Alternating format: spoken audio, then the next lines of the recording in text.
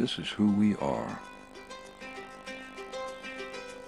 May your mornings burst with light, like diamonds scattered in the night. Every shadow turn to gold, a treasure waiting to unfold. Here's a shower of stars, be lined with bloom, a symphony in every room, hearts that hum and eyes that gleam. Life's sweeter than a candy dream. Dance through the days, let the rhythm play. Love is the spark lighting your way.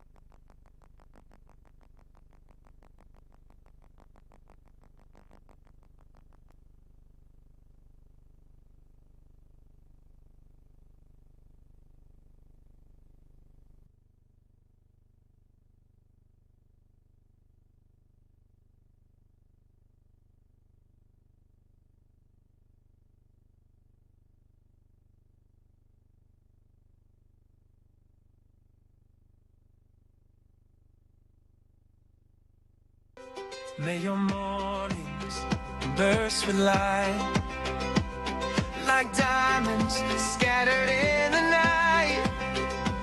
Every shadow turn to gold, a treasure waiting to unfold. Here's a shower of stars, a sky full of dreams, a river of laughter, endless streams. Catch the joy, let it shine so bright. Here's to your blessings, hold them tight. May your path be lined with bloom, a symphony in every room. Love is the spark lighting your way. Here's a shower of stars, a sky full of dreams, a river of laughter, endless streams. Catch the joy, let it shine so bright. Here's to your blessings. This is who we are. May your mornings burst with light, like diamonds scattered in the night. Every shadow turn to gold, a treasure waiting to unfold. Here's a shower of stars, a sky full of dreams, a river of laughter, endless streams. Catch the joy, let it shine so bright. Here's to your blessings, hold them tight. May your path be lined with bloom, a symphony in every room, hearts that hum and eyes that gleam. Life's sweeter than a candy dream. Dance through the days, let the rhythm play. Love is the spark lighting your way.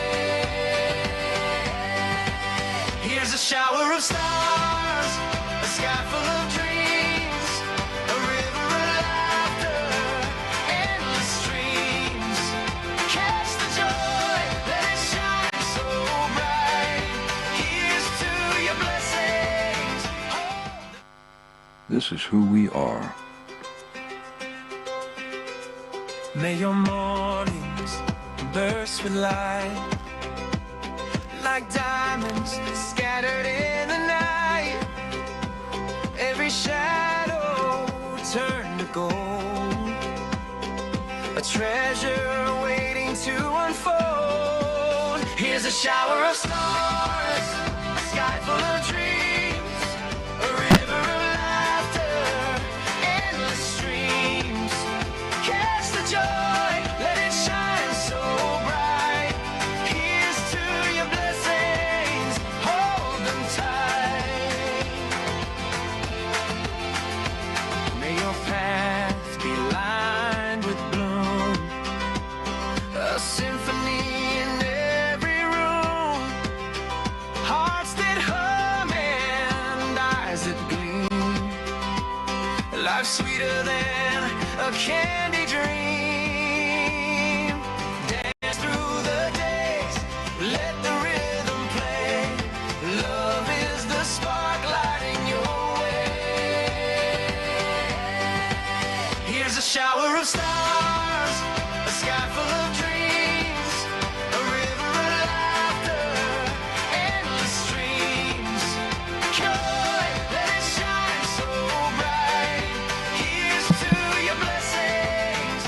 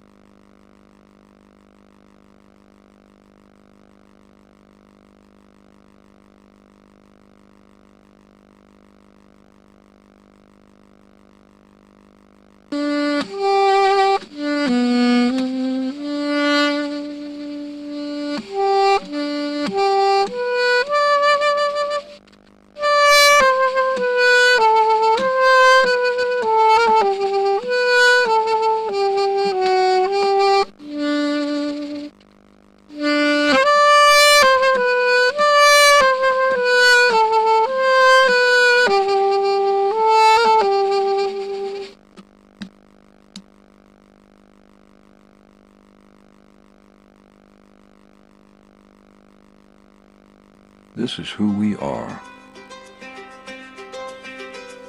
May your mornings burst with light, like diamonds scattered in the night.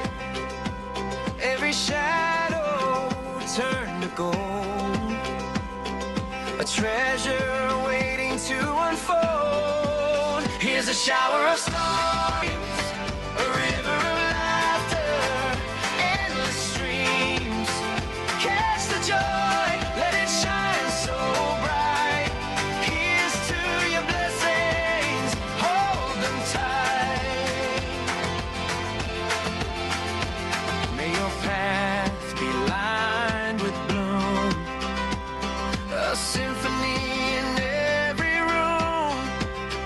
Hearts that hum and eyes that gleam. Life's sweeter than a candy dream. Dance through the days, let the rhythm play. Love is the spark lighting your way. Here's a shower of stars, a sky full of dreams, a river of laughter, endless streams. Catch the joy, let it shine so bright. Here's to your blessings. This is who we are. May your mornings burst with light, like diamonds scattered in the night. Every shadow turn to gold, a treasure waiting to unfold. Here's Here's a shower of stars, a sky full of dreams, a river of laughter, endless streams. Catch the joy, let it shine so bright. Here's to your blessings, hold them tight. May your path be lined with bloom, a symphony in every room, hearts that hum and eyes that gleam. Life's sweeter than a candy dream. Dance through the days, let the rhythm play. Love is the spark lighting your way. Here's a shower of stars, a sky full of dreams, a river of laughter, endless streams. Catch the joy, let it shine so bright. Here's to your blessings. This is who we are. May your mornings burst with light, like diamonds scattered in the night. Every shadow turn to gold, a treasure waiting to unfold. Here's a shower of stars, a sky full of dreams, a river of laughter, endless streams. Catch the joy, let it shine so bright. Here's to your blessings, hold them tight. May your path be lined with bloom, a symphony in every room, hearts that hum and eyes that gleam. Life's sweeter than a candy dream. Dance through the days, let the rhythm play. Love is the spark lighting your way. Here's a shower of stars, a sky full of dreams, a river of laughter, endless streams. Catch the joy, let it shine so bright. Here's to your blessings. This is who we are. May your mornings burst with light, like diamonds scattered in the night. Every shadow turn to gold, a treasure waiting to unfold. Here's a shower of stars, a sky full of dreams, a river of laughter, endless streams. Catch the joy, let it shine so bright. Here's to your blessings, hold them tight. May your path be lined with bloom, a symphony in every room, hearts that hum and eyes that gleam. Life's sweeter than a candy dream. Dance through the days, let the rhythm play. Love is the spark lighting your way. Here's a shower of stars, a sky full of dreams, a river of laughter, endless streams. Catch the joy, let it shine so bright. Here's to your blessings. This is who we are. May your mornings burst with light, like diamonds scattered in the night. Every shadow turn to gold, a treasure waiting to unfold. Here's a shower of stars, a sky full of dreams, a river of laughter, endless streams. Catch the joy,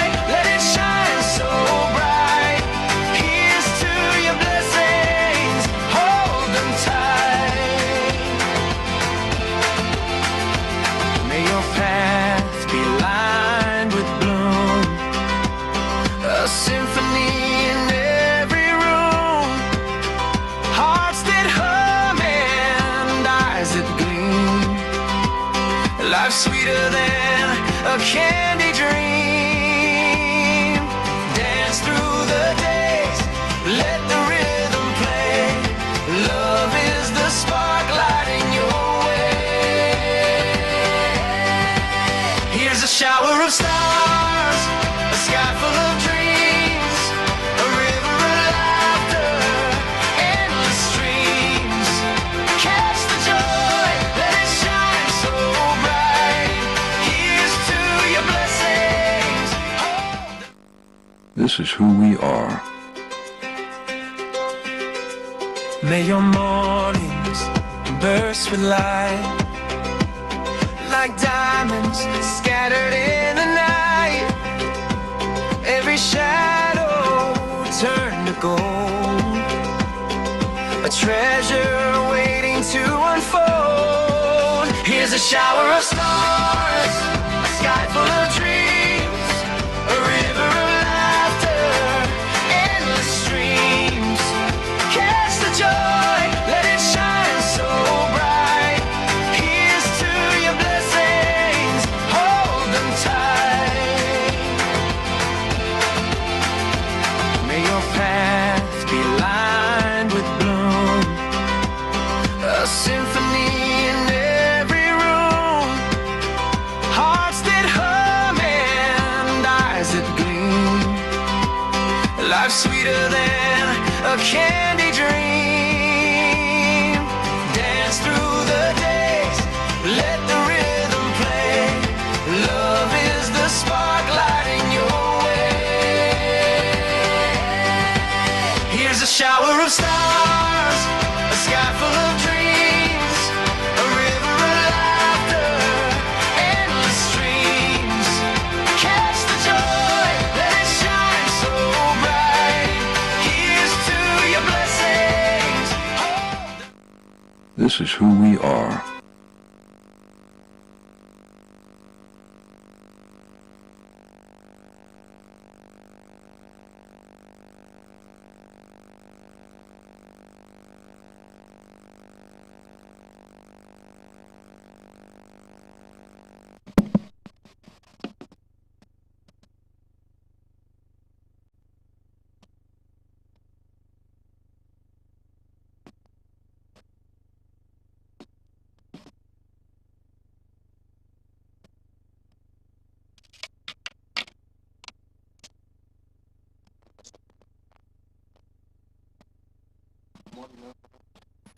Good morning, everyone. Please, let's be settled.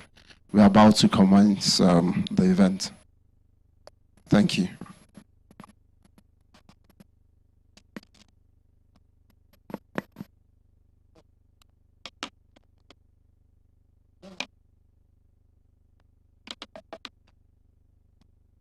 Good morning, ladies and gentlemen, and welcome to the official launch of the Maiden edition of the Nigerian Corporate Sustainability Report by Norembeja Research. Please celebrate yourself with a resounding applause. My name is Martha Ape, and I'm your official host today. I will not be doing this alone. I'll be doing this alongside Samuel Oyekomi. Ladies and gentlemen, today we are here to celebrate a milestone: hard work and resilience by the Norembeja Group. This report has been worked on tirelessly, and it studies the Nigerian sustainability ecosystem, sector by sector, sanctions by sanctions, industries by industries. It profiles 21 of some of the most prolific companies in Nigeria. I believe this deserves another resounding applause. Without much ado, we'll be going right into the program.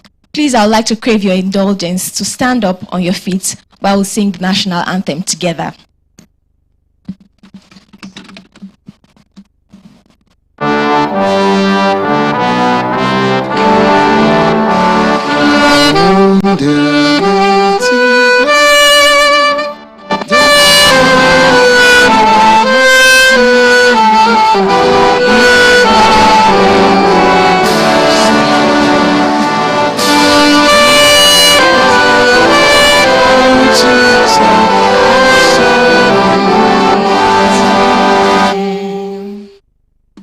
Thank you very much. A round of applause as we take our seats.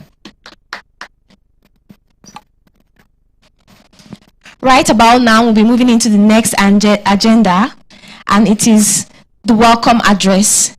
Ladies and gentlemen, join me as I bring on stage the chairman of the Noren Group in person of Aliyu Ibrahim. Alhaji Ibrahim Aliyu.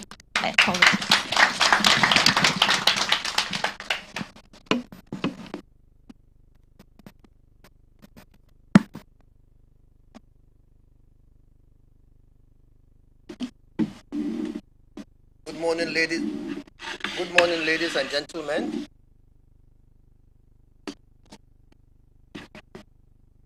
Okay. Good morning, ladies and gentlemen.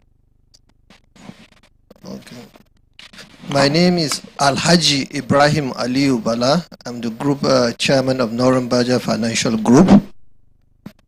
Your Excellencies, distinguished Senator John Eno, Honorable Minister of State for Industry, the Director General of Securities and Exchange Commission, Nigerian Pension Commission, and the National Environmental Standards and Regulation Enforcement Agency, the Group Managing Director of Nigerian Exchange Group, captains of industries, board members, management and staff of Noren, distinguished guests, esteemed members of the press, ladies and gentlemen, good morning. It is my pleasure to warmly welcome you all to this important gathering of the launch of the 2026 Nigerian Corporate Sustainability Report, an industry first and benchmark. We are honored by your presence and we thank you for taking the time to join us today. At Noren, we believe that the businesses must continue to evolve in how they create value, not just for shareholders, but for the society at large. Conversations around sustainability, corporate responsibility, and long-term impact are becoming increasingly important, and rightly so. Today's event reflects our modest contribution to that ongoing conversation and our belief that progress is best driven through shared ideas and collective commitments. I would like to recognize the efforts of the team whose hard work has brought us here today, as well as our partners and panelists who continue to lend their voices to this important dialogue.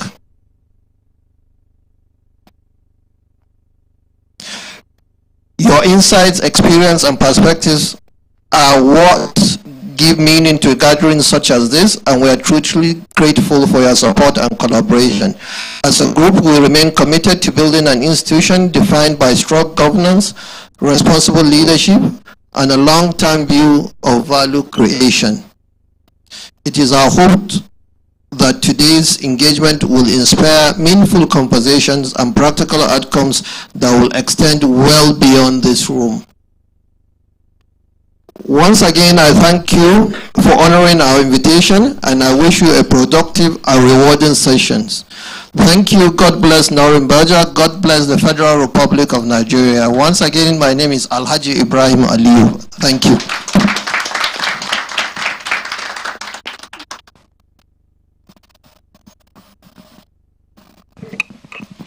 Thank you very much, Chairman. I think he deserves another round of applause.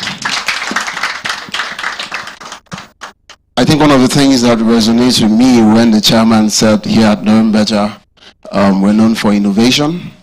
I remember some 2 years ago, we were also doing something similar to this, releasing a similar report from another industry, and today we are doing the same thing. And for that, I believe that Noren Research and the entire Noren family deserves another round of applause. So please indulge me in that. Again, I would like to invite the Group Managing Director and CEO of Noren to give his reflection as relates to sustainability. Ladies and gentlemen, a round of applause for Mr. Tony Ede.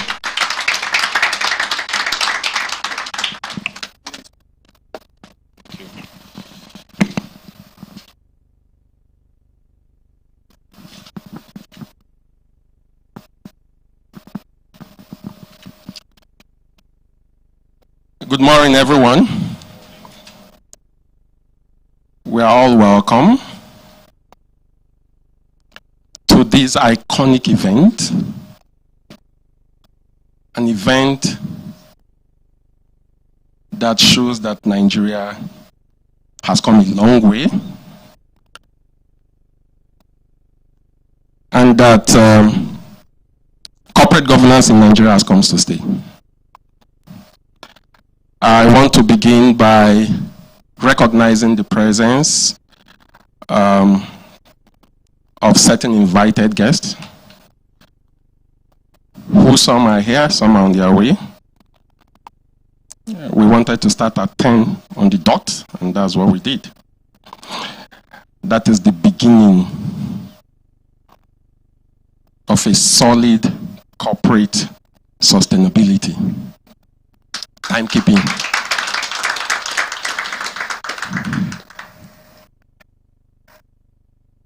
We recognize our brother, distinguished Senator John Eno. He has been someone who is particular about ESG implementation in Nigeria. The Honorable Minister of State for Industry, the DG of SEC, who is so excited about this. The Group MD of NGX.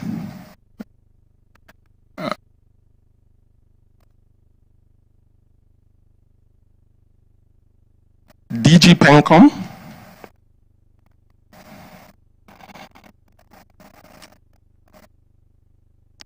And all other distinguished guests.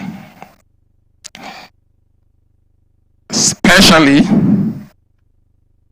I want to also welcome board members of our various subsidiaries who are here present. Chief executives of these subsidiaries, and of course, are their colleagues across the group, distinguished guests, respected members of the press, and ladies and gentlemen. You are all welcome. And again, I say good morning to everybody. Why are companies set up? Why do we set up companies? For profit?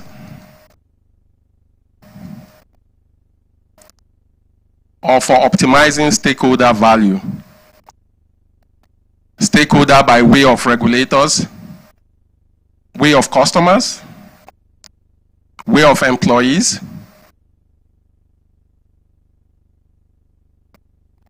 and way of the community in which we operate. So, why are companies set up? Why do we set up businesses? So we park that, we'll come back to that, to know what the response would be, whether it's absolutely for profit or for optimizing the relationship among stakeholders. The report we are launching today, the Nigerian Corporate Sustainability Report, comes at a time when the global business environment is undergoing a profound shift. We know that for the EU, they have already set up their Corporate Sustainability Report directives, which took effect in 2025, last year. And so most companies in the EU are already on that track. And for us in Nigeria, we are not left out. Organizations are no longer assessed on financial performances, but also on how they manage environmental impact, social responsibility, and governance standards. In Nigeria, while awareness of these principles is growing, there is still significant room to strengthen both sustainability, corporate responsibility, and the quality of disclosures. It is against this backdrop that the report was developed. As a practical tool to evaluate performance, provide insight, and begin to establish a credible benchmark, credible and independent benchmark for sustainability in our society. So much so, where we have 21 companies on this report account for 67% of the market capitalization of the Nigerian Stock Exchange. That tells you how important measuring this in this index is. Beyond the regulatory momentum, we are seeing with the Financial Reporting Council of Nigeria setting a clear roadmap towards IFRS S1 and S2 adoption in the near future. There is also a compelling business case. Evidence consistently show that organizations with strong ESG practices achieve better long-term outcomes, driven by improved risk management, operational efficiency, and stronger stakeholder trust. Sustainability, therefore, is not just a responsibility, but a strategic, financial, and reputational imperative. The NCSR reflects this reality. It is designed not just to inform, but to challenge organizations to move from intention to measurable performance, from disclosures to genuine integration. Over time, the performance of ESG compliant firms has been shown to be above their peers that are non-ESG compliant.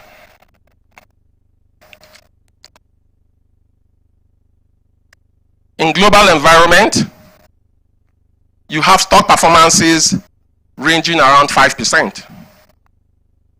But in Nigeria, it is 28% on the average for the last 5 years. At Norenbeja, being a company that is productive driven, we recognize the role financial institutions play in shaping economic outcomes through capital allocation. This report reflects our commitment to promoting transparency, accountability, and sustainable value creation, not just within our group, but across the broader corporate ecosystem. While today marks an important milestone, it is only the beginning of a longer journey towards building a more resilient and sustainable Nigerian economy. We invite all stakeholders, corporate, regulators, government, investors, and all who play in the Nigerian corporate space to engage with this report, learn from it, and reach out to the team so we can together raise the bar of sustainability standards and responsible business practices in Nigeria and beyond. For us, it is the beginning of an enduring legacy in redefining and recodifying the metrics for measuring sustainability practices within Nigerian corporate space. At Norenbeja, we welcome every contribution, every input, and every comment. Thank you for your time and your presence. God bless you. God bless Norenbeja. God bless the Federal Republic of Nigeria. Why are companies set up? We'll come to that later. Thank you very much.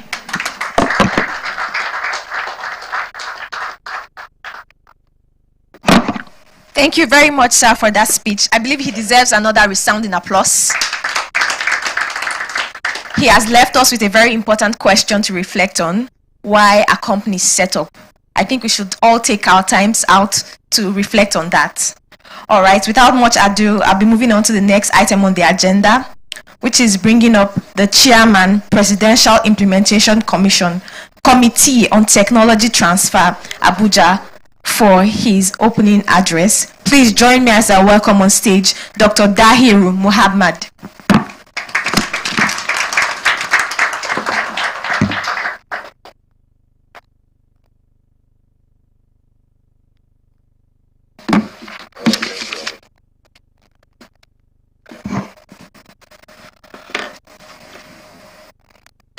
Good morning, everyone. It's nice to be here. I'm seeing some old and new faces. I've not seen my brother for a long while, so MD, thank you for bringing him. Distinguished guests, ladies and gentlemen, the Group Managing Director and Chief Executive Officer of Norambeja, Mr. Tony Ede, Senior Executives, Regulators, Investors, Policy makers, ladies and gentlemen, it is my profound honor to stand before you today to deliver this goodwill message at such a pivotal moment for Nigeria's corporate landscape. We are gathered here today not just to launch a report, but to usher in a new era of accountability and foresight in how we conduct business in our country.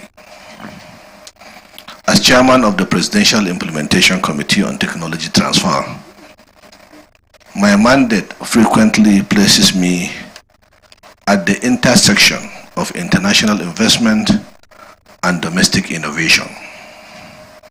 I engage daily with multinational corporations and foreign partners seeking to enter Nigeria through our various technology transfer programs.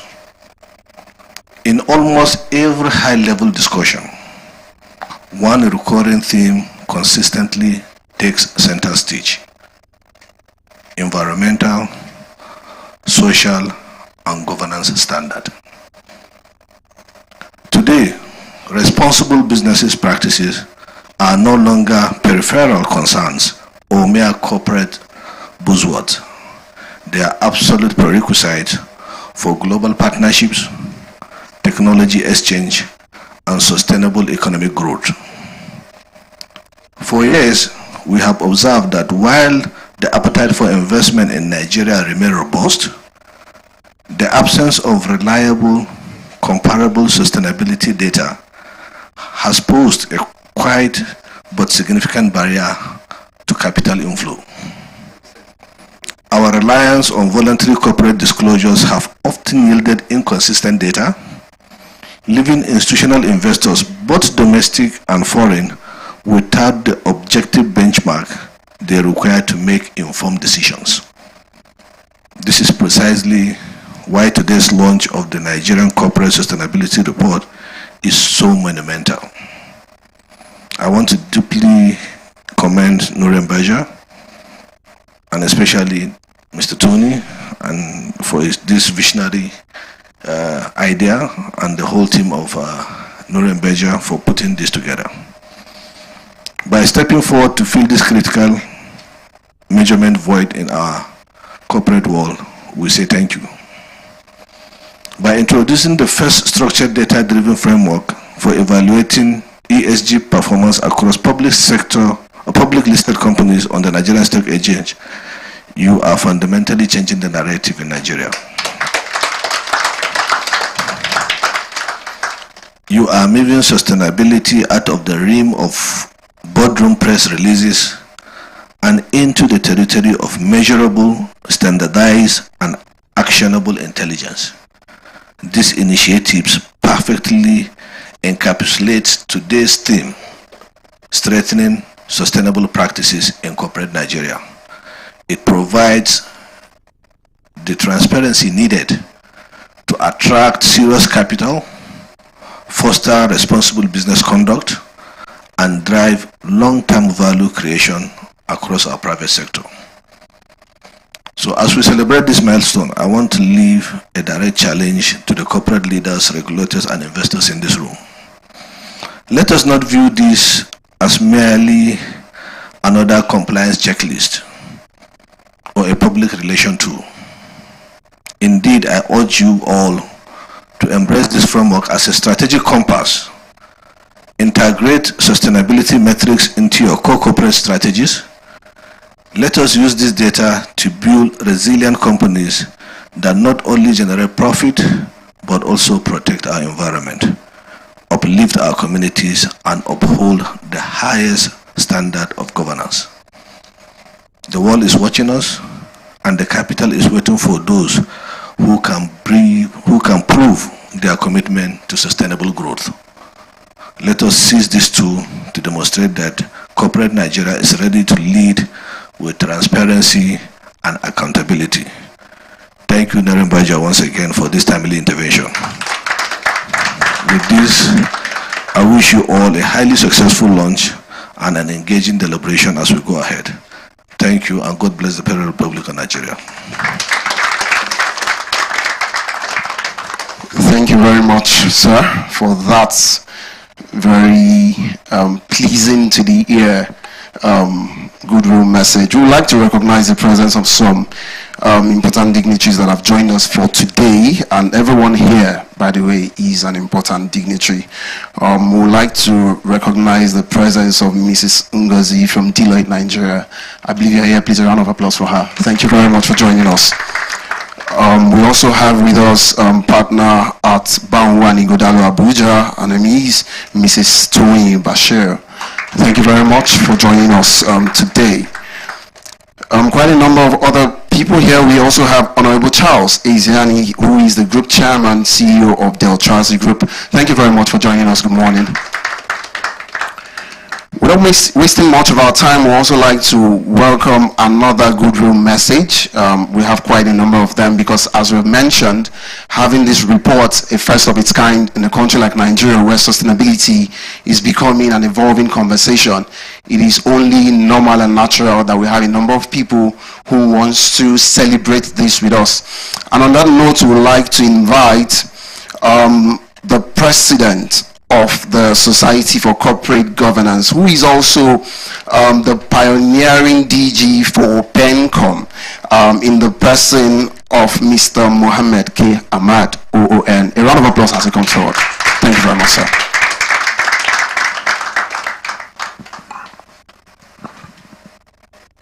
Good morning, ladies and gentlemen. First, I want to apologize for coming late because I didn't know that I'm going to speak, so I thought I could just stay behind. Secondly, to also apologize that I wasn't sure whether I should speak. But I think the keynote speaker had summarized everything. Data. And for me, that's the most important thing. So how do we ensure that we get our corporates? And I'm happy that we've started tracking that.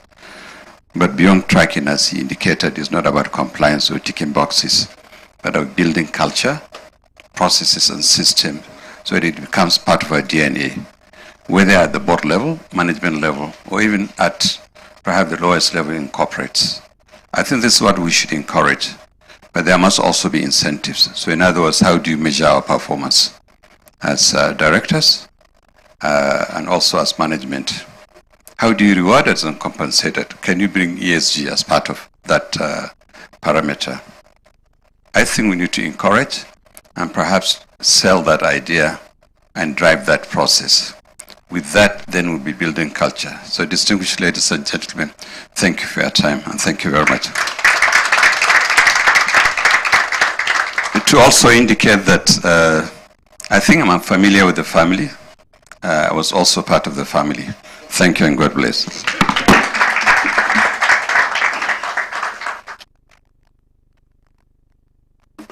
Please, let's give him another resounding applause. You know, as master of ceremony, one of the things I always do is to ensure that no one observes protocol for more than 10 minutes. But interestingly, I'm amongst sustainability conscious persons who are also time conscious, so I don't have to do that. All right about now, I'll be moving into the next item on the agenda, which is to bring up the presentation on the Nigerian Corporate Sustainability Report.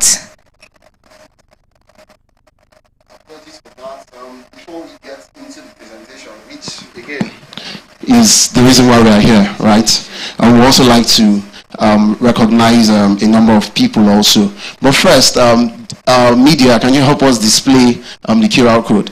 Now we are celebrating sustainability, and sustainability means that you should avoid. You see me, I'm carrying my gadgets. I don't want to use papers today. All right, and the world is moving digital, so nobody wants to hold on to paper. And it appears that it's just myself and my co-host here that knows what's going to happen next. So please, if you can pick out your phone and scan the QR code on your screen, you'll be able to get the event program for today, so that we are not working in isolation, because it appears that we are really in our own world, and I don't think that's nice enough. So please, if you can scan that, you see the order of program, and then you can also move along with us. But while I do that, I would like to recognize the presence of our boards and MDs of the various subsidiaries, and I'm going to do that because these are the backbones while Norenberger is Norenberger today. And I'm going to do that in no particular order. I'm going to try to do justice to that. And I think for the sake of the organization and how it is, I think we should all, as much as possible, give a resounding hand to all the board members and MDs of all subsidiaries of the Norenberger Group. Please, you need to clap very well. And the reason is because if these board members and MDs have not supported this initiative, it would not be possible. By the way, this report has been written for a whole year. So, of course, it means that a lot of manpower, a lot of hours have gone into it. So, of course, we celebrate you, our board members, and our executives across all our subsidiaries. We also like to welcome the presence of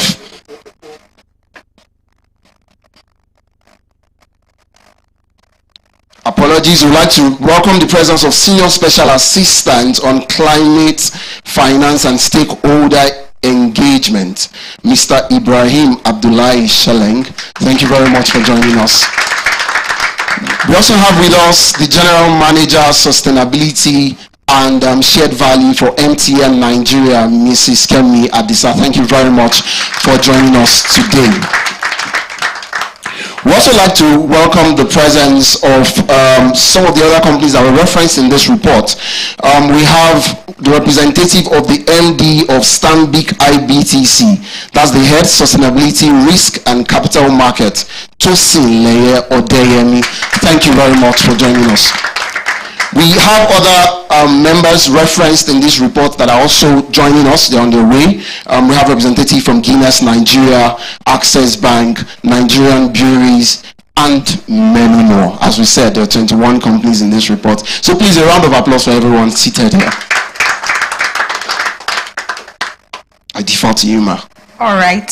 Once again, it's on the next presentation on exhibiting the Nigerian Corporate Sustainability Report. Join me as I bring back on stage the Chief Research Officer of Norenberger Group, and interestingly, my co-host, Samuel Oyekomi.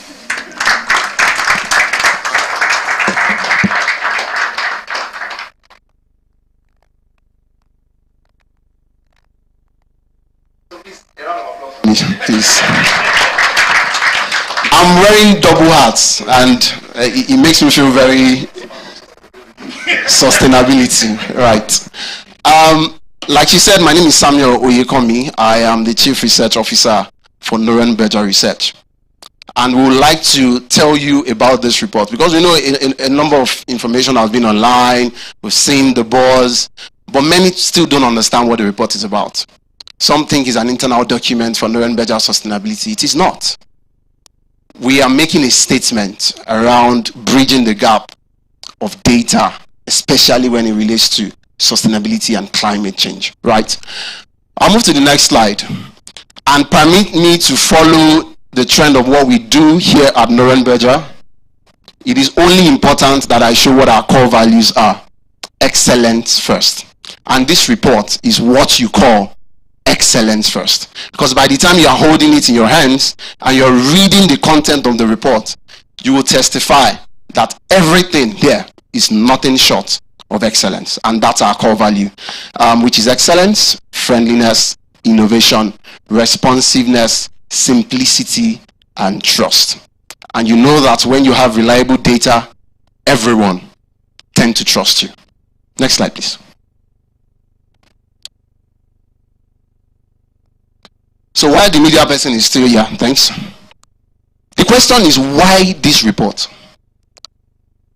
And that's the question that's been in the mind of many people when they hear about the Nigerian Corporate Sustainability Report. Why would somebody wake up one day and decide that you want to write a report about companies and their sustainability practice? But knowing better, we have a plan to invest in sustainability conscious assets. We want to be able to invest in things that promote sustainability, that promotes green economy. The Nigerian economy is primed to reach $1 trillion according to the president by 2030, right? And part of that growth is going to come also from sustainability practice. So we were asking ourselves, how do we identify companies that are in truth sustainable in their practice? The question is, there is no data. How do you benchmark one company from another? One company is adopting the IFRS S1 and S2, another is adopting the GRI. So there are different methodologies and frameworks that is used across different industries and different companies.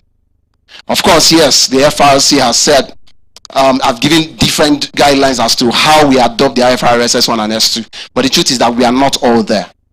But the only way to encourage people to start improving in their disclosure is to start assessing them. When you assess them, you force them or you motivate them to do what is right when it comes to disclosure.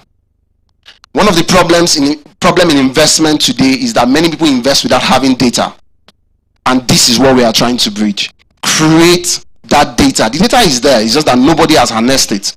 So we had that problem and decided that instead of waiting to have a data that we can assess before we invest, why not reach out to our research organization, November Research, do this for us, right? And we decided to do that. Last year, April 2025, we took 160 companies listed at that time on the Nigerian Stock Exchange. Next slide. And decided to analyze them based on different parameters. So of course, first, when everybody who did a bit of statistics knows that you cannot analyze the entire population, there's a need for sampling. But before you do that sampling, you needed to have some level of criteria to eliminate some people that of course would dilute your analysis. And after doing that, we ended up with 46 companies whom either had standalone sustainability report or had sustainability report in the annual accounts. And having done that, breaking it down into environmental, next slide, social, and governance, we picked data around their strategy towards water management, waste management. What's your strategy towards the green economy, carbon emission? We looked at social. How well do you treat your employees in terms of salaries, other expenses, things around training, education, health insurance, pension? How do you do this for your staff? We looked at those data. And one of those important things that we're also seeing in today is the issue of gender equity in the corporate space. We also looked at the gender composition of these companies, both at the staff level, leadership level, and even at the highest level of governance, which is the board. And we saw some interesting numbers. We looked at governance. What's the structure of that board? How many independent board members do you have? What is also the gender proportion, right, for the board? We looked at how compliant the companies are when it comes to releasing their audited accounts to the NGX, as we know, especially because they are all listed companies. We also looked at the fact that they have a sustainability report. Either you have it in your annual account or you have a standalone report, it is still a sustainability report. Next slide. And based on that, we came up with these 21 companies. So this is like an unveiling of the 21 companies that met our internally designed methodology for sustainability inclined companies in Nigeria. And I think they deserve a round of applause. Another conversation in sustainability is that when a company, there are theories that says that when a company is sustainable, they tend to have long-term profitability. But you needed to test that because it's easy to say it. We decided to look at their stock performance, the combination of these 21 companies on the stock market in the last 5 years. And you will find something interesting. This chart top here would help you to see that very well. You see that in the last 4 years, the combination of these 21 companies had outperformed the market by a gross margin. In fact, if you look at it from an average point of view in the last 5 years, it's almost 30% variance performance compared to the market. And that tells you that companies that are sustainable tend to be profitable, either from a bottom line accounting point of view or from a market returns point of view. Now, these 21 companies accounted for 67% of the entire market, and anyone who also did sampling and population in statistics understand that when you have up to 30%, you have a good amount of sample from that population. And this is 67, so it tells you that these guys are also the market makers in the Nigerian Stock Exchange. Next slide. We also did some interesting thing based on the sectors. Which one of them had the highest performance? You could see from here that we had conglomerates as the highest, followed by bank holding. You had the likes of banking, telecommunications, industrial goods. An interesting thing is which one of these industries also pays the most. That's something a lot of people will probably take home, but yes, we also did that. It's also interesting to see the paying structure of the different sectors in the industry. We looked at the average independent board members is somewhere a little bit less than 30, which is lower than our internal threshold. We also did a gender composition for the boards of these companies. Of course, we want to promote 50-50. We are not there yet. We are somewhere around the region of 30 to 35. But we want to see want to get to a point where we can advance that conversation, where we have a lot more females and males equally represented, both at the staff level, at the leadership level, and at the highest level of governance. On that note, thank you very much for joining me. Thank you.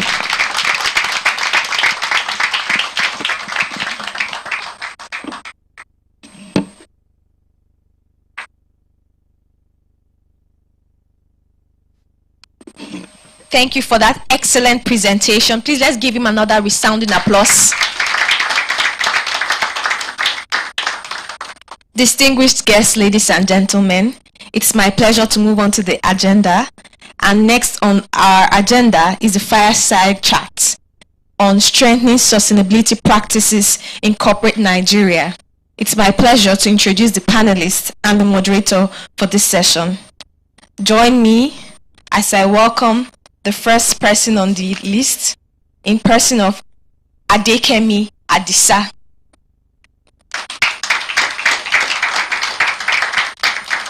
Adekemi Adisa is General Manager, Sustainability and Shared Value at MTN Nigeria PLC, where she sets the ESG agenda for one of Africa's largest telecommunications groups. She works at the frontier of sustainability governance and stakeholder engagement, navigating frameworks including GRI, IFRS, S1, S2, and Nigeria's SEC and FRC requirements. A Harvard Business School alumna and chartered fellow of both CIPD and CIPM. Kemi holds advanced degrees from Cranfield University and the University of Leicester. She contributes to board-level strategic discussions on governance, responsible business, and long-term value creation. She mentors emerging leaders through Whisker and Wimbies and speaks on ESG strategy, regulatory developments, and the future of responsible business in Africa. Ladies and gentlemen, I present to you Adekemi Adisa. Thank you very much for that. We also have another very loaded panel member, and I will start by reading his profile.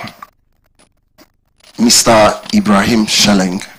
He's a distinguished financial services and climate finance expert with extensive experience in business development, strategic relationship management, risk analysis, and project finance. He currently serves as the Senior Special Assistant to the President of Nigeria on climate finance and stakeholder engagement, where he spearheads national efforts to mobilize climate investments, engage key stakeholders, and advance Nigeria's carbon market development. With a career spanning investment appraisal, ESG advisory, and portfolio management, Ibrahim has played a pivotal role in strengthening financial ecosystems. His leadership experience extends across asset management, banking, and financial services, contributing to innovative financial solutions and sustainable economic development. With a deep commitment to fostering financial resilience and climate-responsive economic policies, Mr. Ibrahim continues to drive transformative initiatives that align with investment strategies with sustainable development goals. Before his current appointment, he served as the head of business development at the Nigerian Mortgage Refinance Company. Mr. Ibrahim is a chartered associate, chartered stockbroker, and holds an MBA. Ladies and gentlemen, welcome Mr. Ibrahim Shellen, SSA to the President of Nigeria on Climate Finance and Stakeholder Engagement. Our next panelist is Nana Skari Maidugu.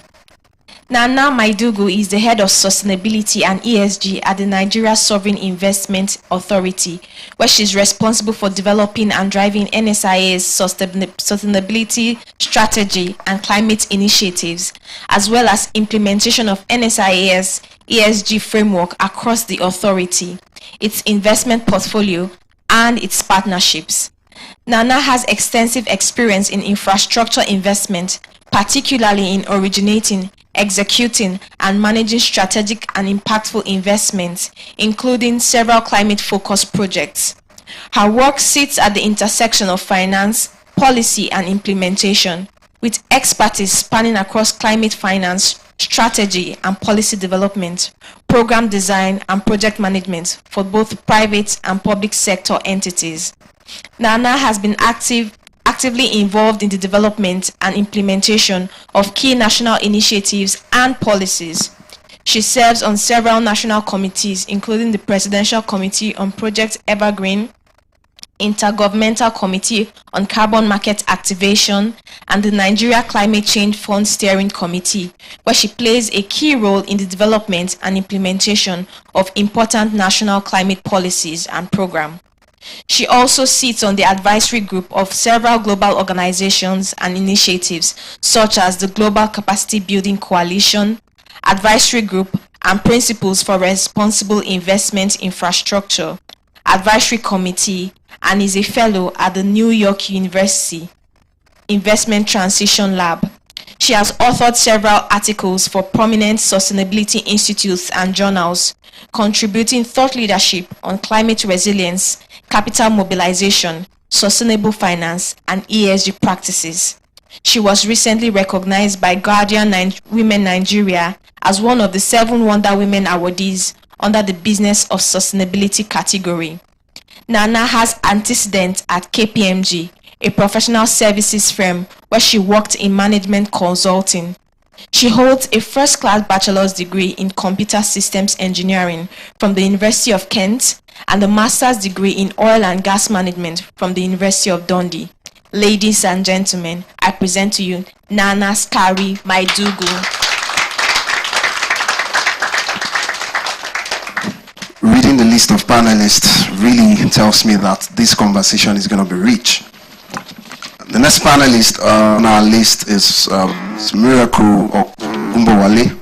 She is an internationally recognized development expert, ESG specialist, and strategic leader with over 15 years of experience advancing inclusive climate action, sustainable development, and gender-responsive transformation across Africa.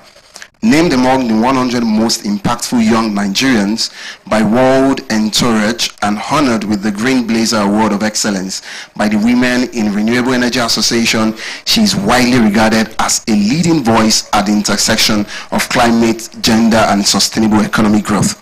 She spearheaded the U.S. government's flagship energy sector Women's Leadership Initiative, a pioneering program that has empowered more than 1,000 women across Africa, the Middle East, and Asia. With its impact expanded globally through Arabic translation, she also conceptualized and led Nigeria's Growing Green Jobs initiative, equipping over 700 women and organizations with the tools, strategies, and partnerships needed to scale green entrepreneurship, climate smart innovation, and inclusive business growth. Ladies and gentlemen, I present to you the technical advisor, EU VAR Start Project, GIZ Nigerian ECORAS, Ms. Miracle Okbe Ogumbowale. And last but not the least is Queen Ehi Ujama, Director GCFO, Norembeja Financial Group. Queen Ehi Ujama oversees the finance and operations functions in Norembeja. She is a qualified ACCA fellow and accountant, a proactive customer-centric finance professional with over 15 years of experience in accounting, project finance, fiscal management, financial reporting, budgeting, and project management. She has worked with many private and public sector clients across several industries. Prior to joining Norembeja, she worked with the Debt Management Office as a special advisor. Queen spent 3 years at HSBC Bank in the United Kingdom in various capacities, including as project coordinator for the Ring-Fenced Bank project and as business analyst on multi-pound projects.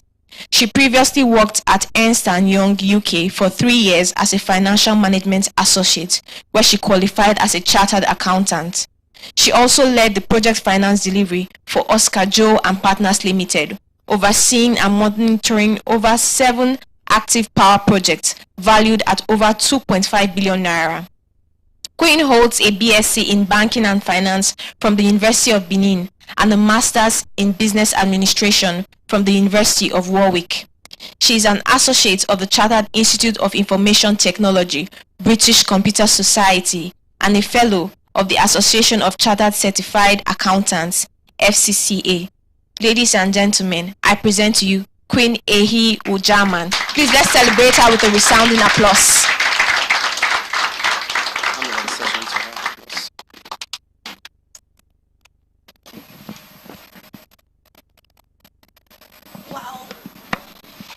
So am I going to use, excuse me. Is it this one?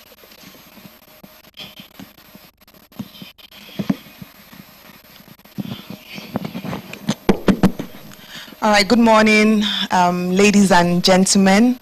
Permit me to stand on existing protocols. Thank you, my esteemed panelists, and thanks for making out time out of your very busy schedule. You know, like the MC had said, I'm quite excited actually to be here, you know, reading through the panels and your profiles. For me, it's going to be a very interesting conversation and very insightful. So I'm actually excited, you know, and I'm sure the crowd and the audience will agree with me that, you know, our panelists are really, really, you know, top notch and they know their game in the sustainable space. So generally speaking, I know we've talked around this report is around sustainability, but just for the sake of people who don't understand ESG, right? So my first question to you guys really would be, what is ESG, you know? So we're gathered here today, right? And we're talking about the reports from the Norembeja team, right? And they've done a lot of research for over 21 companies in Nigeria, and the theme of today's meeting really is sustainability in the corporate finance, corporate space, really. So we have a mixed blend here. So I want to feel your pulse, right? So I want to understand from your lenses, right, what is ESG? So some people say ESG is a buzzword, you know, so we need to debunk that. So I'll go first with you, Nana, right? No, I think the First Lady, Kemi, right? You head the sustainable space in MTN, right? So as an industry expert, what is ESG and how imperative is it, you know, for us gathered here today?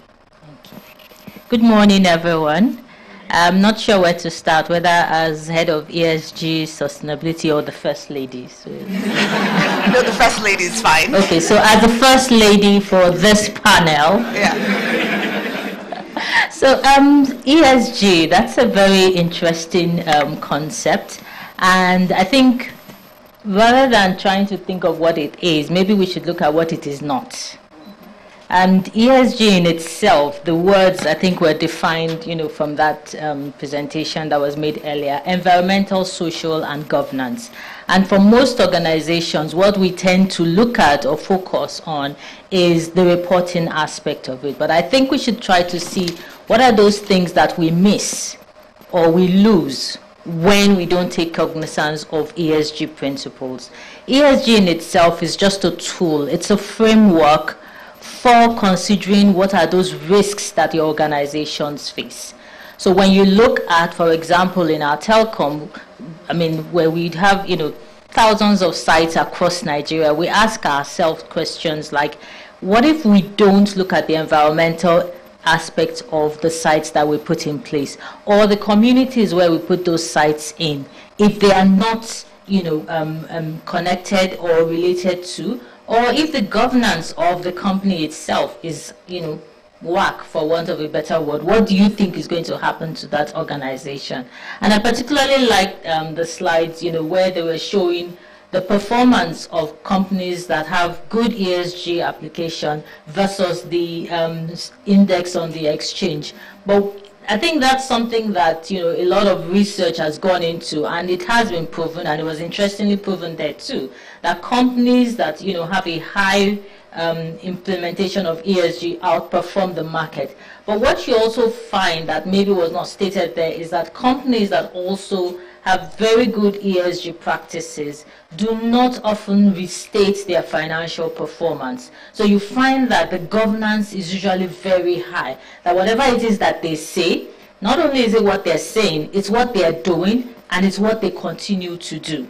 So ESG, yes, it's a tool, it's something you can apply, it's something you work with, but it's also a framework or a tool that you use in your business operation. So irrespective of whatever reporting framework you do, you can use it to assess the risks and prepare your organization to face future challenges. So whether it's something happening locally or something that's happening, internationally, when you have that risk management framework or lens to look at it, you find that you're better able to survive your operations.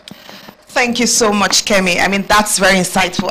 When you were speaking, something really stuck out for me.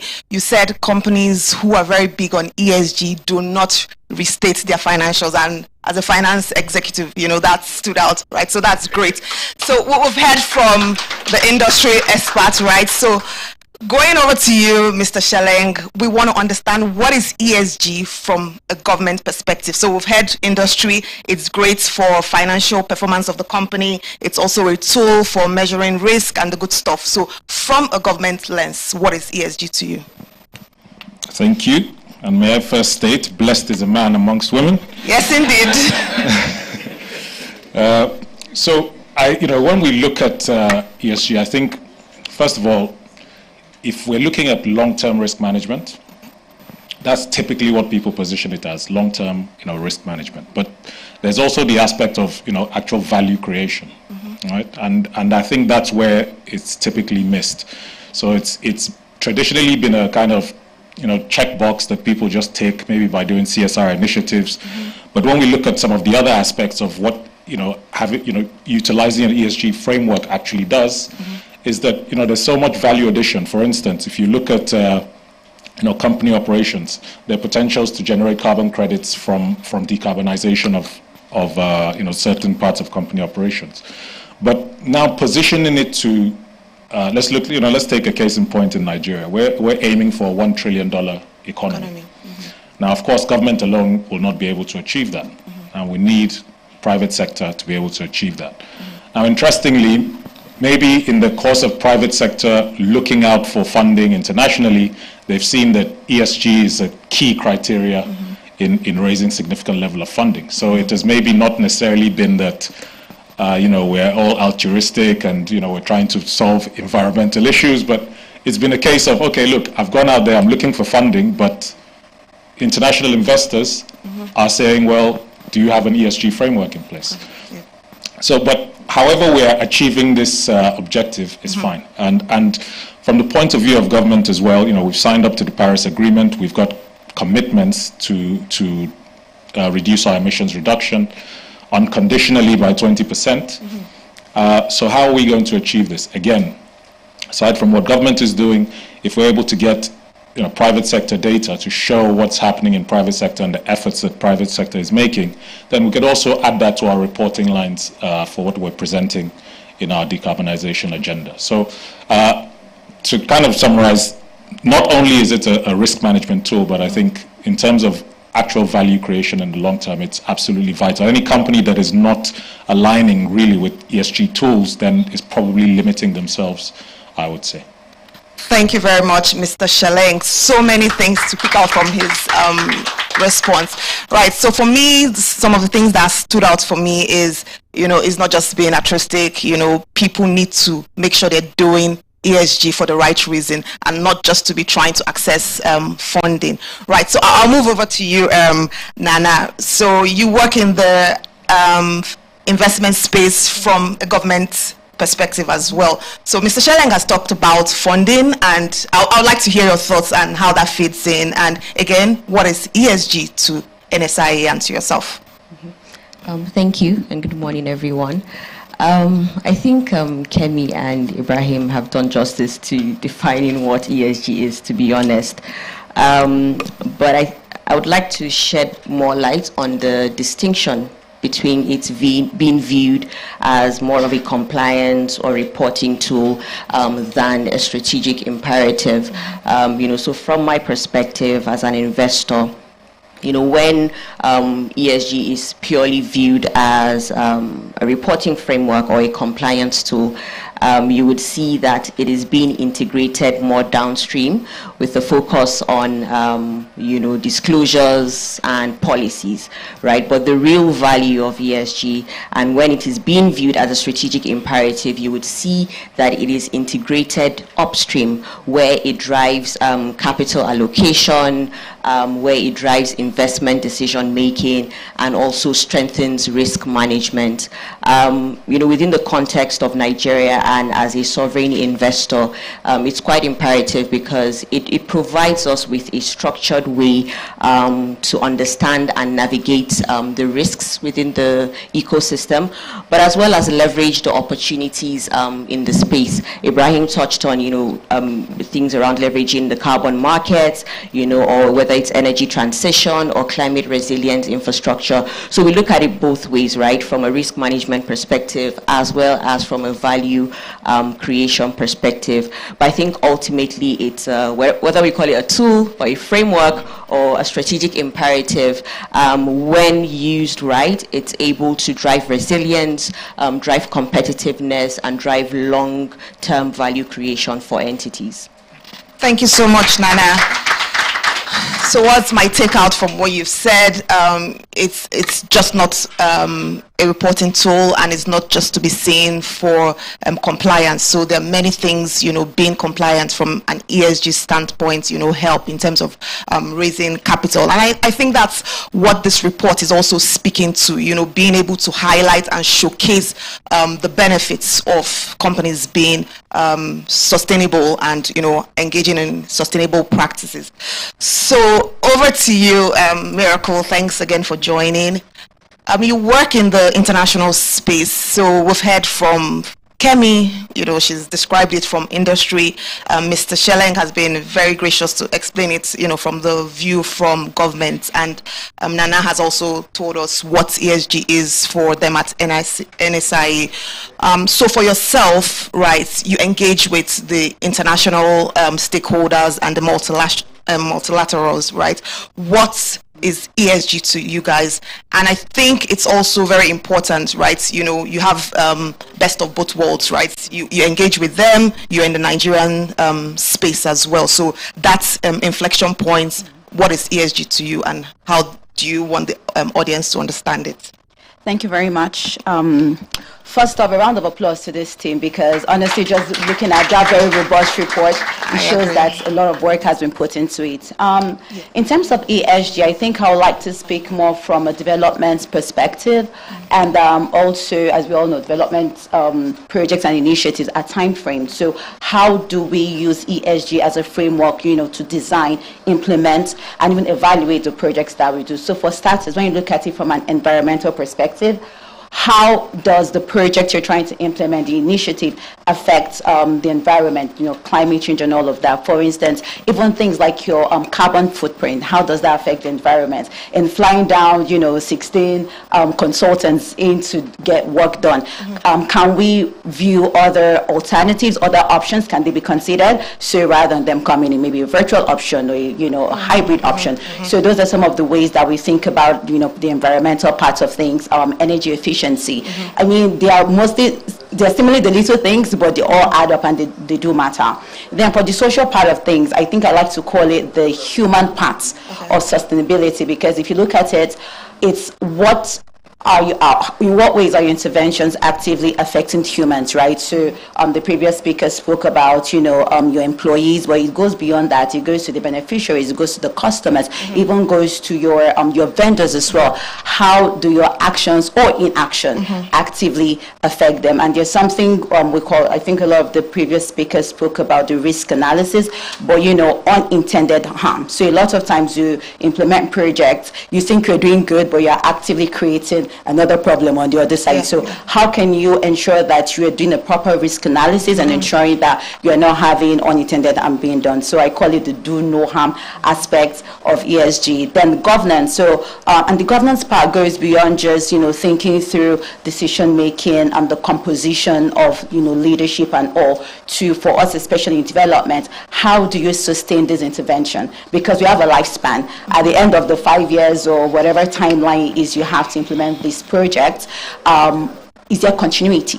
Are you just doing this and at the end of the day, once you do your closeout ceremony, you're gone? How do you intend to replicate this? How do you intend for sustainability to happen? How do you intend for these to actively bring about long-term change? Because I guess the whole aim, the end goal is to ensure that there's actual change and is not structural. So thinking through it, I guess ESG for us is a good lens, a good framework to use to, plan for longevity and not just the immediate now.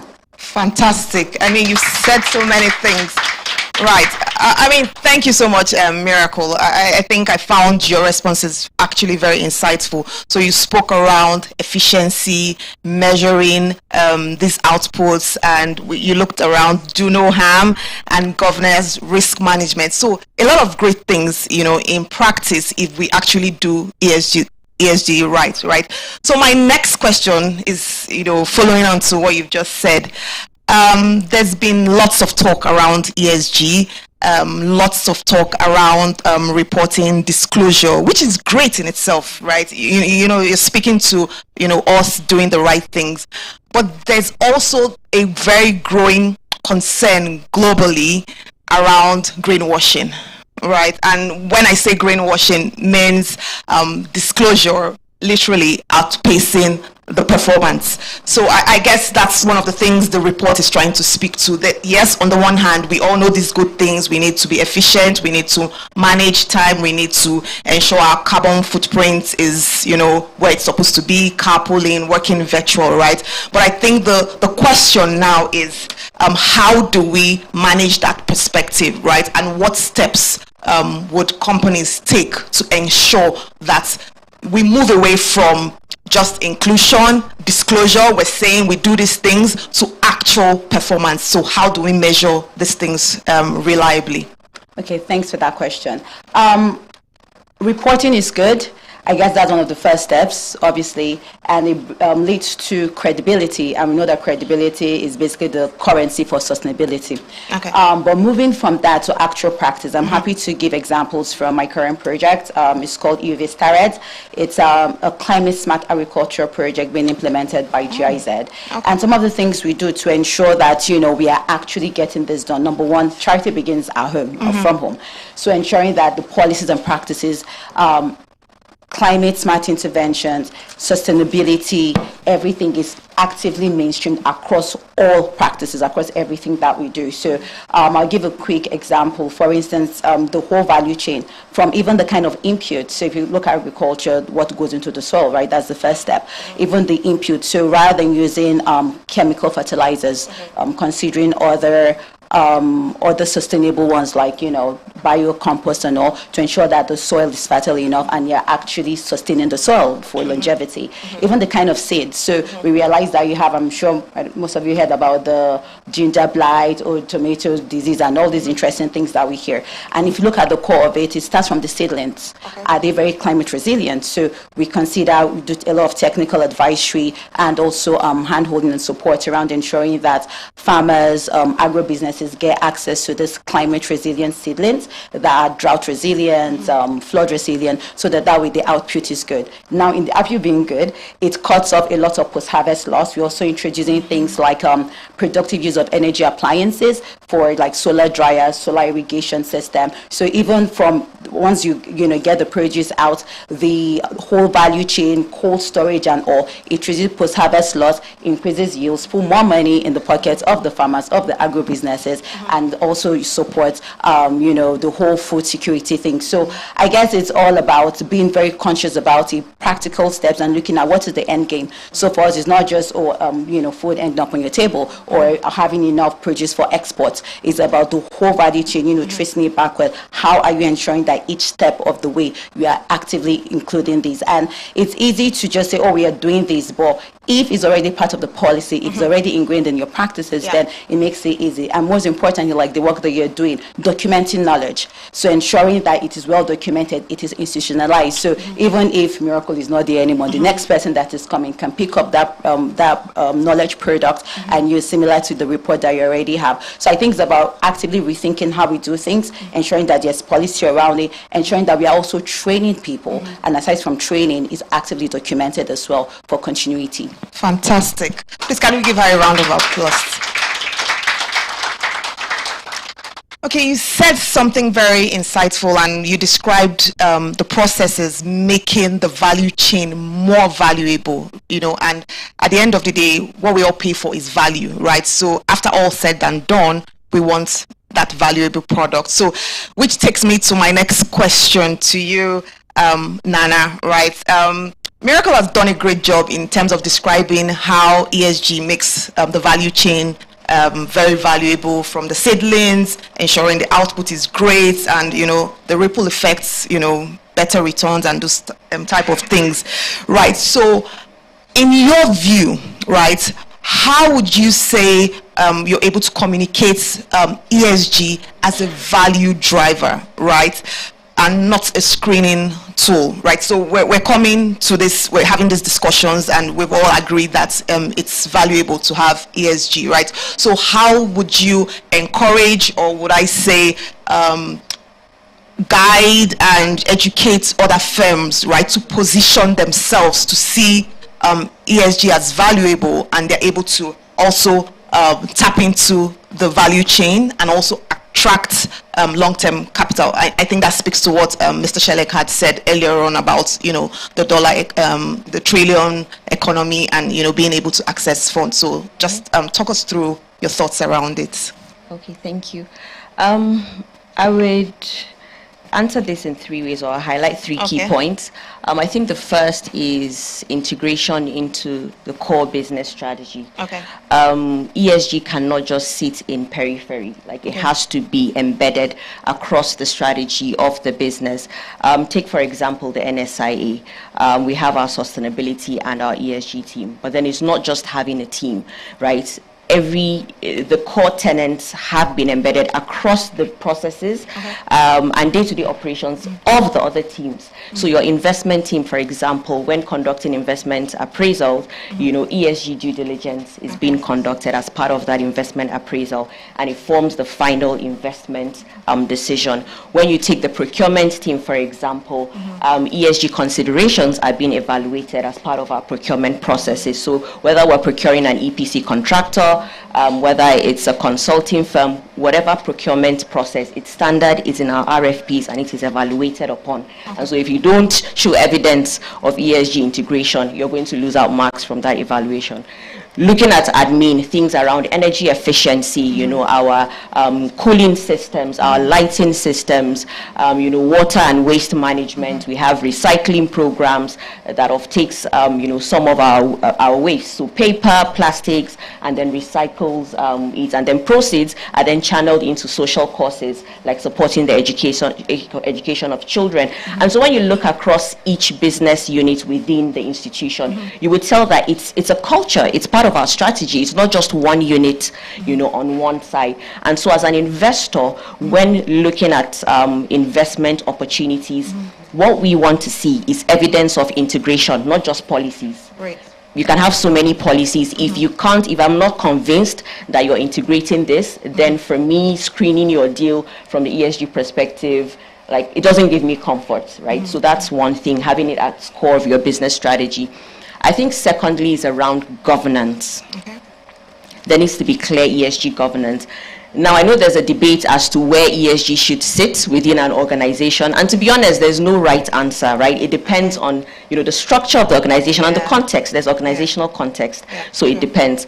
But then at times you see entities where ESG is kind of like just an add-on to a function. So, for example, corporate comms and sustainability. Right, and that's it.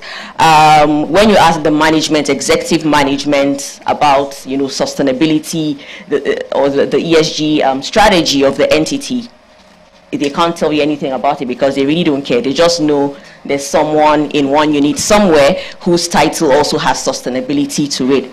When you look at the board agenda items, no mention of sustainability. And so those are things that we look out for as well when conducting, again, the ESG due diligence of entities. We want to see a clear ESG governance structure.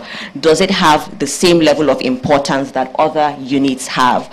You know, does management have, yes, there's a team responsible for it, but does management care about it? Is it being discussed? Is it a board agenda item? We have a board committee that covers ESG. I had my board committee meeting a couple of days ago, last week. So every quarter, I need to go to my board and present the progress made on the strategic ESG initiatives of the organization. You know, so governance, having that clear governance around ESG is key. And then the third, I would say, is around metrics and reporting. So transparency, measuring first of all, and then reporting. What's that saying? You can't manage what you don't measure, right? That's correct. And so just setting KPIs. It mustn't be too ambitious. You know, you could start small. The thing is, it's a journey. None of us is an expert, to be honest, because the space is evolving. So set those KPIs, have those clear plans, and report. Be transparent.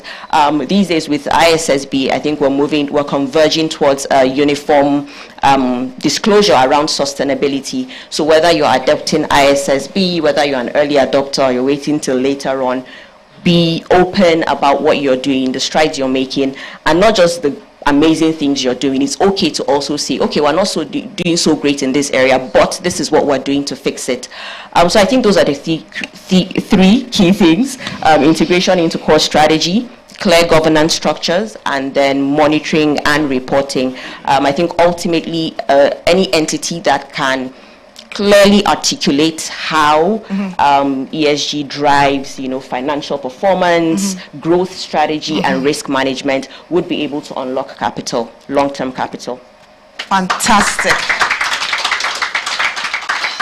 So when you were describing and responding to my question, you said you were going to explain it in 3 terms. I think I would add one more, and I think I'll call it intentionality. So you said we need to integrate, right? You need to build the governance around it, and you also have to monitor and report, because like you said, what you don't monitor and what you don't report, how do you measure performance?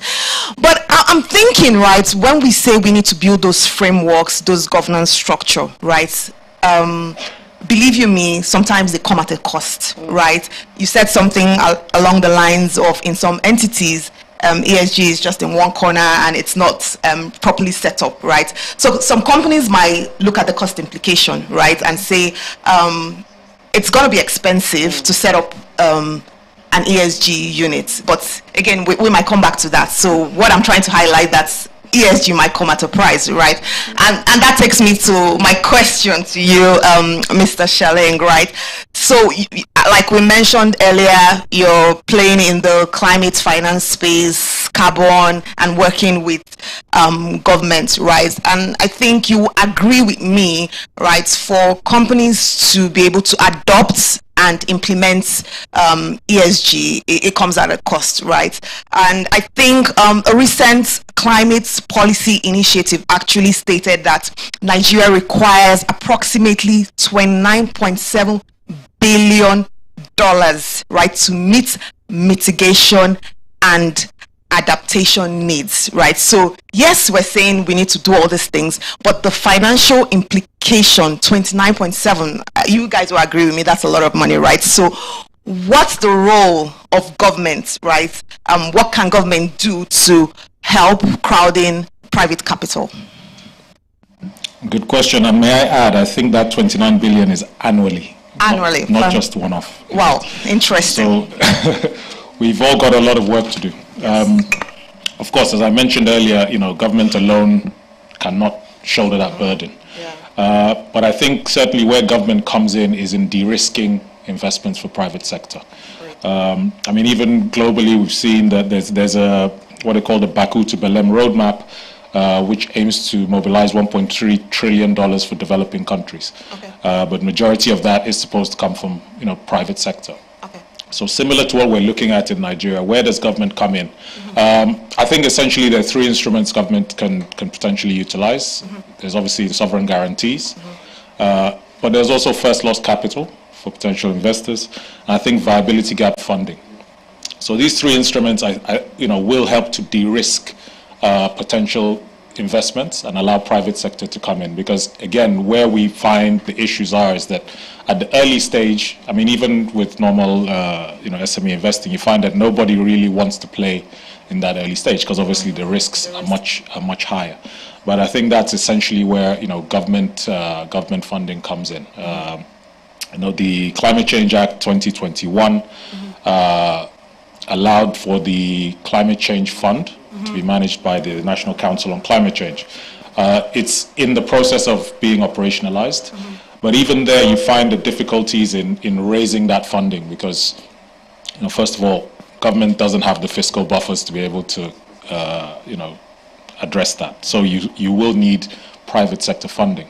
But if it's a publicly managed fund, then we all know that there's going to be issues in raising that capital. So it's essentially having that kind of balance between government providing, the first stage early seed funding, and then allowing private sector to come in and bring in that. So catalyzing the investments that's going to be needed to meet these goals. But essentially, on the private sector side as well, you need companies to start taking ESG seriously and not as a corporate communications or simply maybe doing a tree planting CSR initiative and saying, well, look at us, we're ESG. No, we have to start looking at it in terms of long term. And, the word sustainability really, for me, I look at it as it should be a given, right?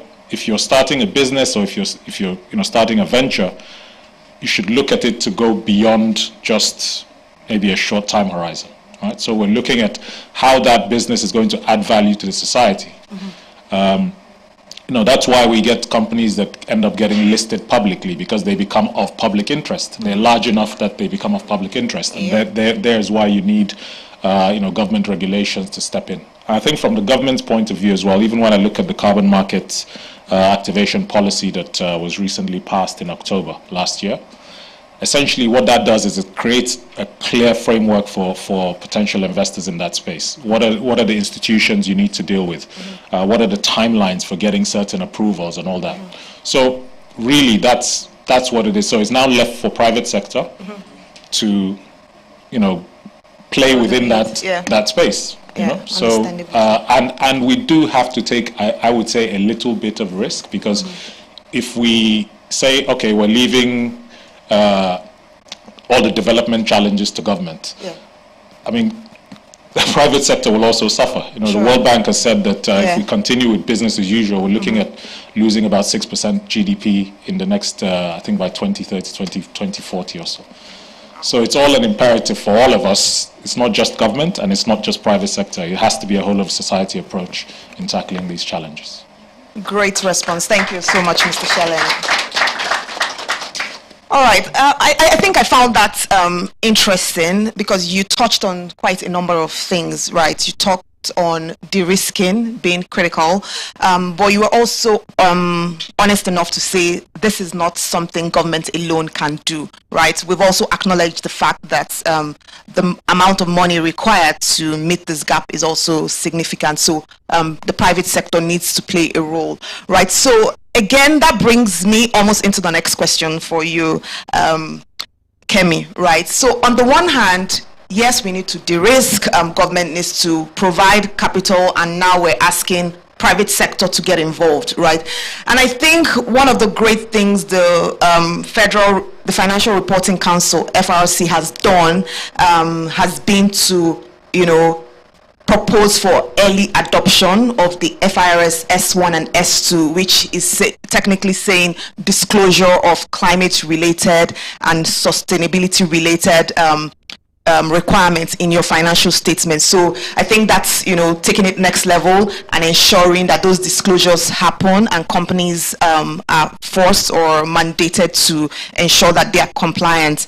And Mr. Shelling also alluded to that public interest entities, would also get involved in, financing. So if I'm financing, then I can also be asking, for you to be responsible, for you to be transparent and show me what you're really doing with the money. And recently, your firm, MTN, you guys recently released the 2025 sustainability reports, right? Advancing conversations around those lines. So I think what I want to ask you is, how ready do you think the Nigerian corporate space is for the 2028 deadline set by FRC? Do you think we're on course? Do you think it's realistic doing it? We're having a word with FRC to say, I think we need to move this, or fast forward, we're all ready. So I really want to get your insights in terms of readiness.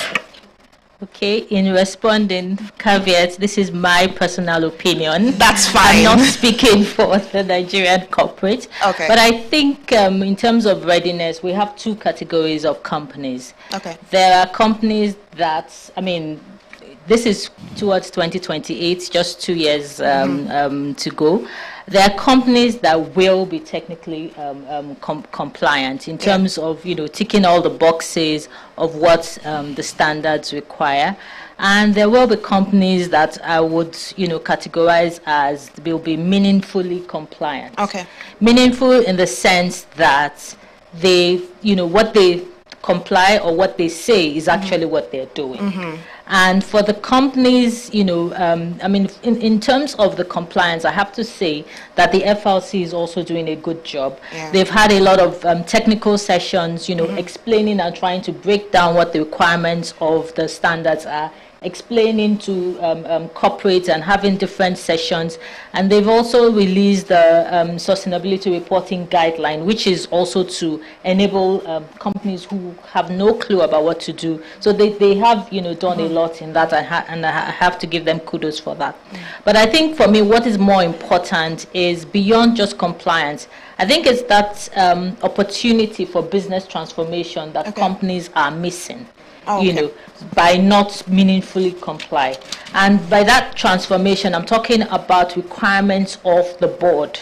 In terms of the board having a good understanding of what that standard requires from them. Do they, as a board, understand the climate risk that organization is facing? Do they know what they require to do? And then taking it down also to the management and ensuring that sustainability principles are embedded in the day-to-day running of the operations. And I think Nana gave quite a lot of examples. So having procurement standards that require ESG compliance, such that it goes through the entire thread of the value chain. And lastly also is the data that is required, and that's where you know that this is a long game. It's not something that you do immediately. And I'll give an example. One of the things that we do is we have an annual employee volunteer program. We call it Yellow Care. We do it every year in June. And in trying to showcase that in our reporting to say, oh, we do this, our employees come in, they give up their free time, they give up their hours, and they actually donate money out of their pockets, to support social causes that are, dear to their heart. And when it was time for us to disclose, we found out that we didn't have a register of the number of employees who actually participated. Oh dear. So yes, we do this. I mean, we've been doing it every year. You can Google it, Yellow Care, every June 1st to 21st.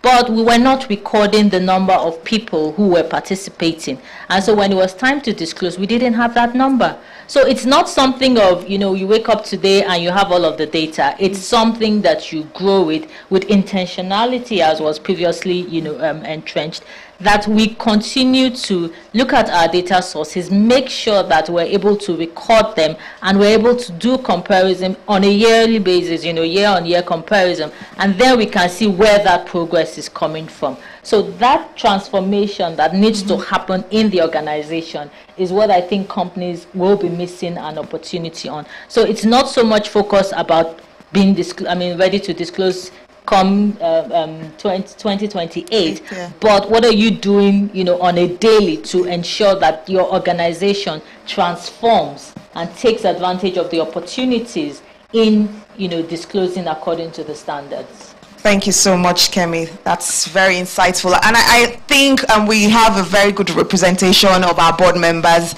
And I believe some of the MDs and management will be put on the spot now because they're going to be demanding, what are you guys doing? We need the data. Don't tell me your team went out was SCR. So that's great to know. So before we continue, I think at this junction, I would like to say the panelists will have a Q&A. So if you have any questions for them, hold them, jot them down, and we will come around to asking those questions. Is that fine? I believe we can take that at the end of, all right. So again, I'll continue with you, Kemi, right? So this question is actually very relatable to me, right, and very personal. So there are different school of thoughts, right, amongst business leaders and sustainability, right? Yes, we've been discussing the perspective. It's great in value chain. It does all the great things, right? But you have that group that still asks the question, right? Is this really valuable, right? And from a management standpoint, the question would be, what's the business justification, right?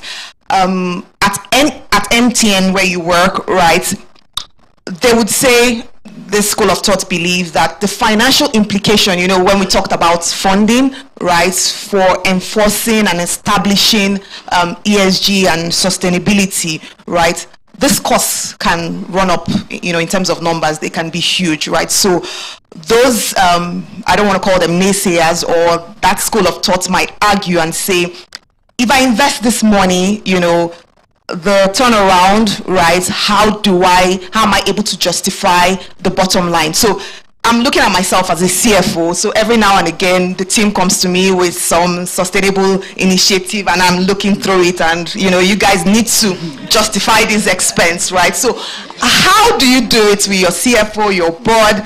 How do you make an economic arguments, right? I think we want to learn. So justify how you bring it to the table and say, we need to go for this. So I guess that's my question to you. How do you calculate return on investment? And that's not to say I don't support sustainability, but we're trying to be real here, right? So how do you calculate your ROI on something like energy transition? Thank you. Thank you. I think, interestingly, the conversation has moved beyond justifying whether ESG is a viable investment or not. Okay. And the reason I say that is because ESG is not sitting in one silo. It's integrated into your business operation. So interesting that you pick up on climate transition. And I mean, we are all, witnesses to the energy situation in Nigeria. And I feel there to say that individually, we've all had to dilute the composition of our energy mixes in Nigeria, I mean in our homes and in companies. And what you find now is, at least for us at MTN, our energy transition is not in isolation. It's actually part of the capital allocation conversation. Okay. So we're not seeing it as, we need to maybe diversify into CNG or diversify into solar or hybrid stations. It's not something in isolation of the way in which we operate the business. That's what I'm trying to say. Okay. It's as part of the budgeting process. Okay. So based on the climate transition plan to say, look, this is how we intend to, move forward. The decision itself, how you allocate capital is already part of that process. Okay. And so there's almost no need to justify that to the CFO. Rather, what you're looking at is the business value in terms of what are the returns that you get. And if you Google right now, based on the sustainability report that we've disclosed, what is coming out now is what we're able to save on diesel costs. Okay, that is what is in the news, to say this is what we've been able to save in diesel costs by using alternate sources such as CNG, such as solar. And so the mix of energy sources that we use is making that case for us. Okay. I mean, to the CFO is what I mean. Yes. It's making that case to say, look, when I diversify and I use different sources of energy, I am reducing the cost of operation for you, the CFO. And so there's really not need for me to make that case. Okay. I think you've answered my question because you've reduced cost for me, so I think we're fine. We're agreed that you've reduced cost and it's a great addition. So I'll move on to you, Mr. Shaleng. I mean, we've talked today on different perspectives around ESG, and you told us about the role of government, right? So I think looking ahead, right, what would an eco system of ESG look like for governments? So how do we get there?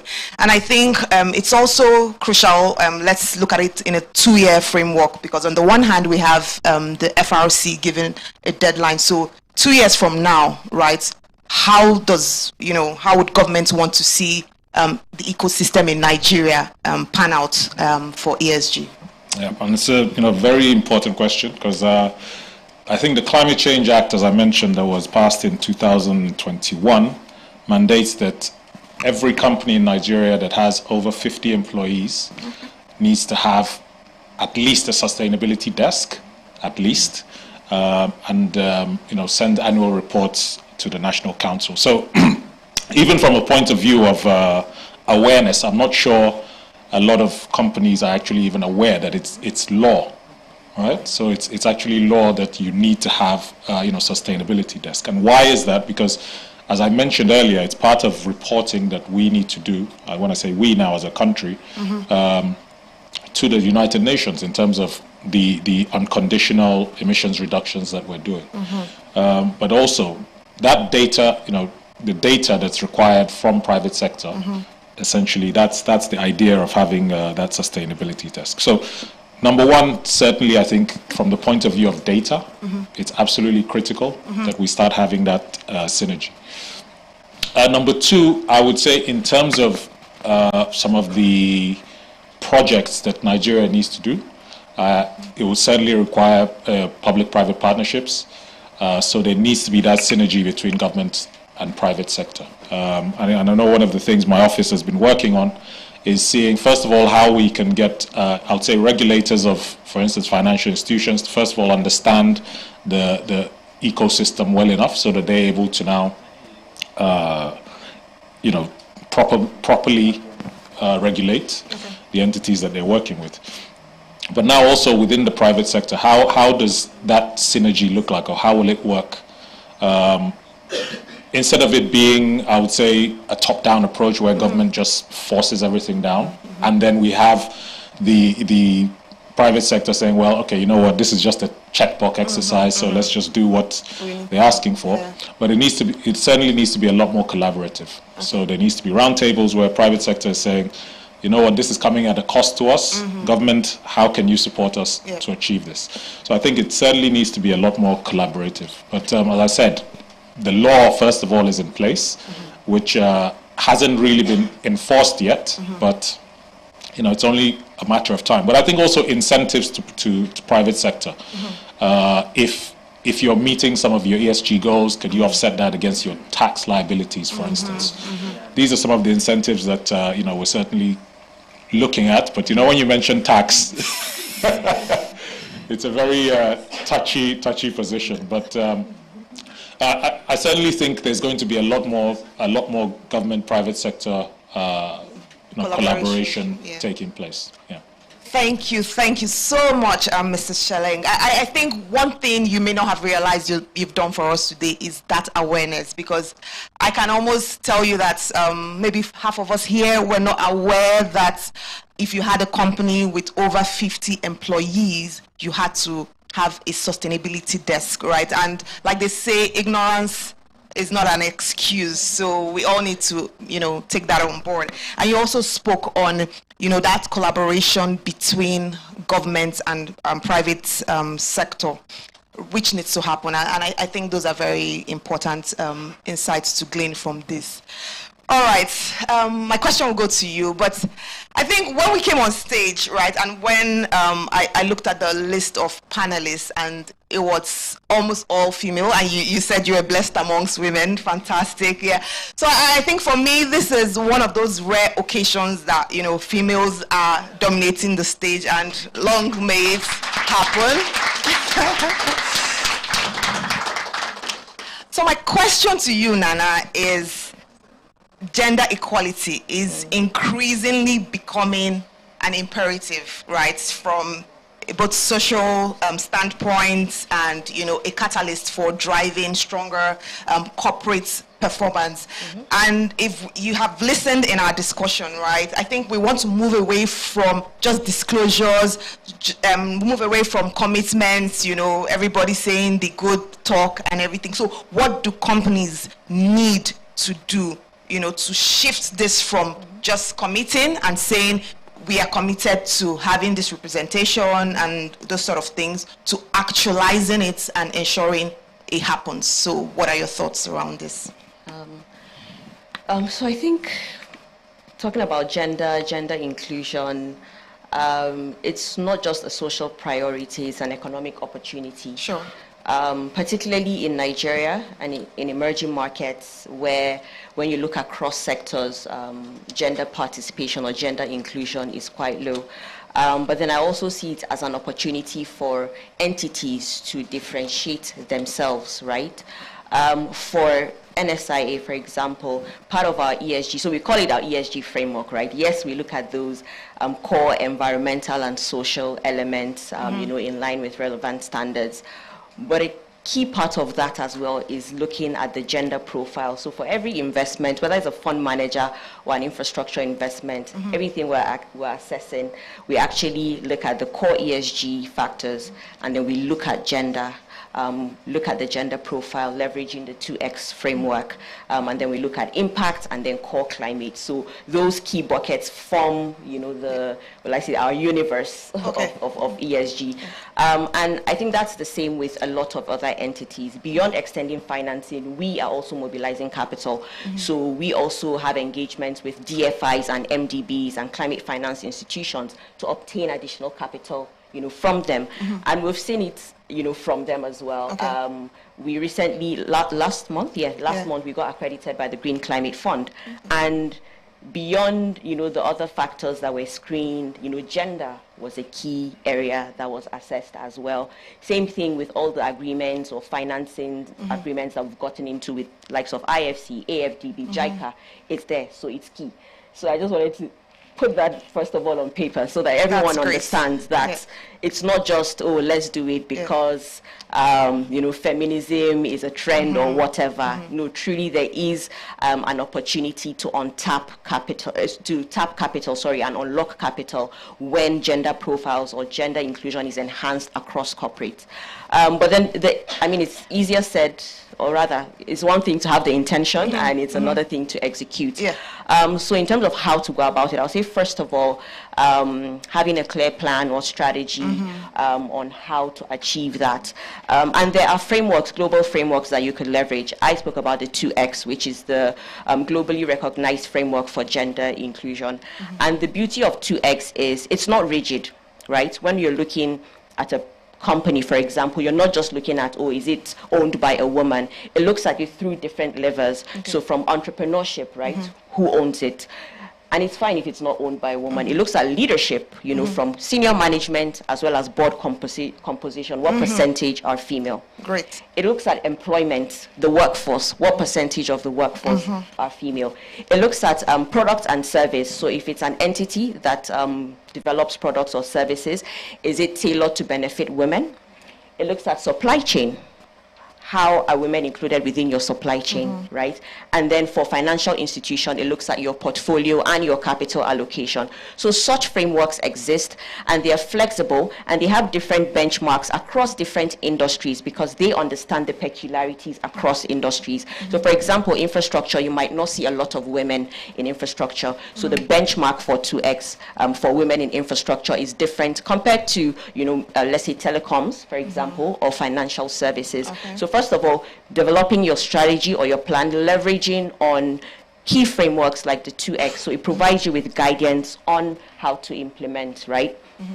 Secondly, I like KPIs, right? We all do. It's important. Else you just be doing things and you're not really measuring your progress. So first of all, putting in place your strategy and then setting in place your targets. Okay, now I understand the gender profile of my entity. What do I want to achieve, within my workforce, my leadership, whatever. I know there are areas where one might not be able to. Some levers are more difficult, I would say, than others. So also identifying those levers that are easier to, achieve. And even from the employment perspective, it's not just having women as part of the workforce. It's also having the systems in place to drive the strategy, right? So that is where you have things around your working conditions, like flexible work, for example, or even things around mentorship programs within the institution where you mentor emerging leaders, female emerging leaders within the entity, build a strong succession plan for the women within the entity such that there is a level playing ground for men and women. So I think those are some of the key things, having that strategy, having your key matrix or KPIs, and then putting systems in place to help you implement as you go forward. But then I just want to re-emphasize as well that truly unlocking capital, in order to unlock capital from the global market and increasingly even from Nigerian market, you have to have not just gender not just the intention behind it, but at least you have to be able to demonstrate execution. Fantastic. Please, let's give her a round of applause. I found that very interesting, and I think some of the things and takeouts from this is, again, awareness, power of communication. I don't believe that people are aware that those metrics are being looked into. So whatever we need to do in terms of communicating that, to access funding, the gender balance is being scrutinized. So I guess that would help companies, and that would be an incentive, as they go back to their organizations. So you also talked about KPIs, what you don't measure, how do you measure performance. I think that's great, and that's really, really, really interesting. And so I'll move on to the next question, and still on gender, right? So personally, right, this is, like you said, I think it was Kemi who caveated, so this is me caveating, right? Growing up, the general consensus was women are great managers. So whether it's from maternal instinct, just being able to keep things together, multitasking, and managing things generally, right? So I think that's almost, the impression we have of women, right? We agree to that extent that women are great managers. But when we come into the corporate setting, we don't see that materializing. So we would agree to give them the work and, praise them and say, you women do a great job at managing, but it's not reflecting in the corporate space, right? So, those conversations need to be heard, and I guess that's why we're here. And an interesting thing is the Norem Beja team, right, whilst putting up this research, did some research into gender balance, and trust me, some very mind-boggling statistics stick out. I'll share some of it. It says only 19.2% of listed Nigerian companies have female MDs. 16.9% of them have female CFOs. It gets even worse. 8.8 are on the board. This is underwhelming. And so you see why I said I was excited to see women here, because, across board, we're not seeing this representation, right? So this is not guesswork. This is what the research is pointing out to. And so as corporate Nigeria continues to grow, we continue to have these conversations around sustainability. So Miracle, this is directed at you. So how important, right, is gender balance, right? Not just from an equity standpoint, because we're saying it because we want 50-50, but seeing it as a driver for innovation, for performance, and for growth, right? So what are your views on this, and how would Nigerian companies ensure this adoption?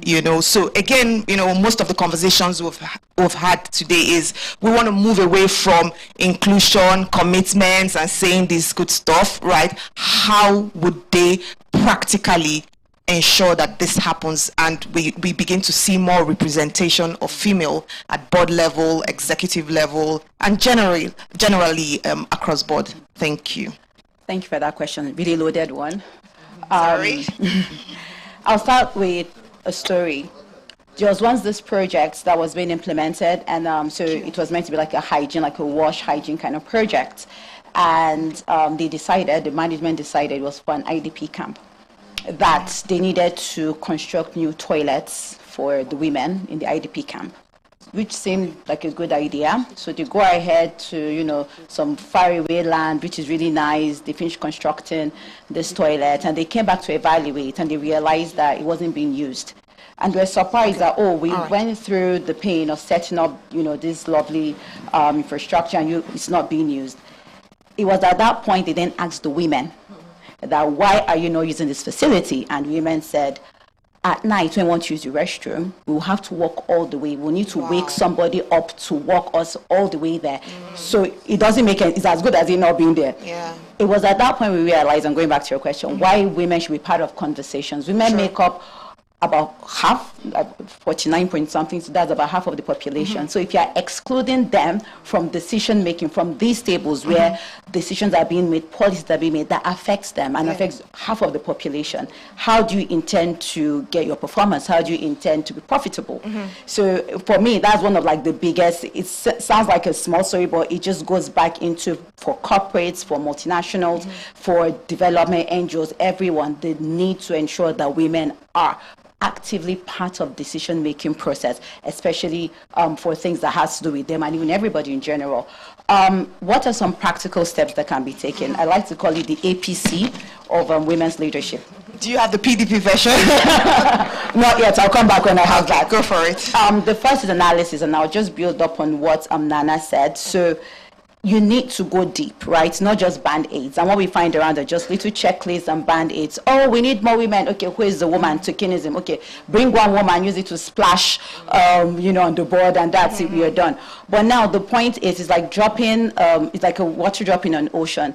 If one person or just two people are saying the same thing, they don't have enough backing, hence why we talk about the whole 35% and plus for inclusion of women, across board. Because you need that power in numbers to be able to move decisions, to be able to move policies forward. So it's really important, number one, to do a very deep analysis and research. Where are the women? So within organizations, for instance, not just, sex disaggregated data. Oh, we have X number of customers and X number of women customers, X number of men customers, or even within the workforce. But looking deeper to say, within our workforce, for more women to get into leadership within our stakeholders, for those of you that work a lot of stakeholders, development and all. Who are the women? What are they doing? What point are they at? So that way you can really understand, for instance, if it's a leadership position within an organization and certain technical skills are needed to get to that point, then you can start training these women, so that's the proper analysis. The P part is going to be, building a pipeline of women that have the skills, that have this competence, or that may even have the potential. They may not necessarily at that point have the skill set, but they have potential, and start training them, start giving them access to mentorship, start giving them access to information that can help them grow. So it has to be a very deliberate action. It's not just, cherry picking and just dropping. If you want to ensure that women get into leadership positions and they even have the voice to influence, you need to ensure that it's more deliberate. So they are getting trained, they're getting skilled, they're exposing them to opportunities. For instance, within my project, one of the things that we do, we have this pipeline of women agro business owners, and every time the opportunity is either for a trade show, for a speaking engagement, we recommend them, right? Because we need to take that extra effort and not just leave it to the universe to make that happen and make it work. We need to put in the work. And the C part is create platforms where they can grow. So create platforms for learning, for sharing. I recently started something last year and my organization called Women in Agribusiness Leadership Forum. And this is a multi-stakeholder forum of women working across different thematic areas in the agricultural value chain. So from policymakers to business owners to exporters to small-scale farmers to women cooperatives, how can we come together to learn and share? Because what my concern will be, or my problems will be as a woman farmer may not be your problem as a policymaker. However, I can learn from you what policies apply to me, and you can learn from me how you can build better policies or create better policies that affect the work I do. So I feel like it's not a silver bullet. It's an integrated approach to ensure that we do different things to, collectively ensure that we are pushing this agenda forward and we are actively supporting women to get to leadership positions. Wow. Thank you so much, Miracle. I mean, that's a lot to take in. So I think at this point, we would go to Q&A, why we still simmer. And I think I'm trying to really take in all the things you said. Very insightful. So I'll pass the mic to my colleague, Sam. So we'll all right, thank you very much. For the sake of time, we'll take one question from this end and one question from the end. Right? Okay, one question there. Do you have anyone on this part? So try and be very quick.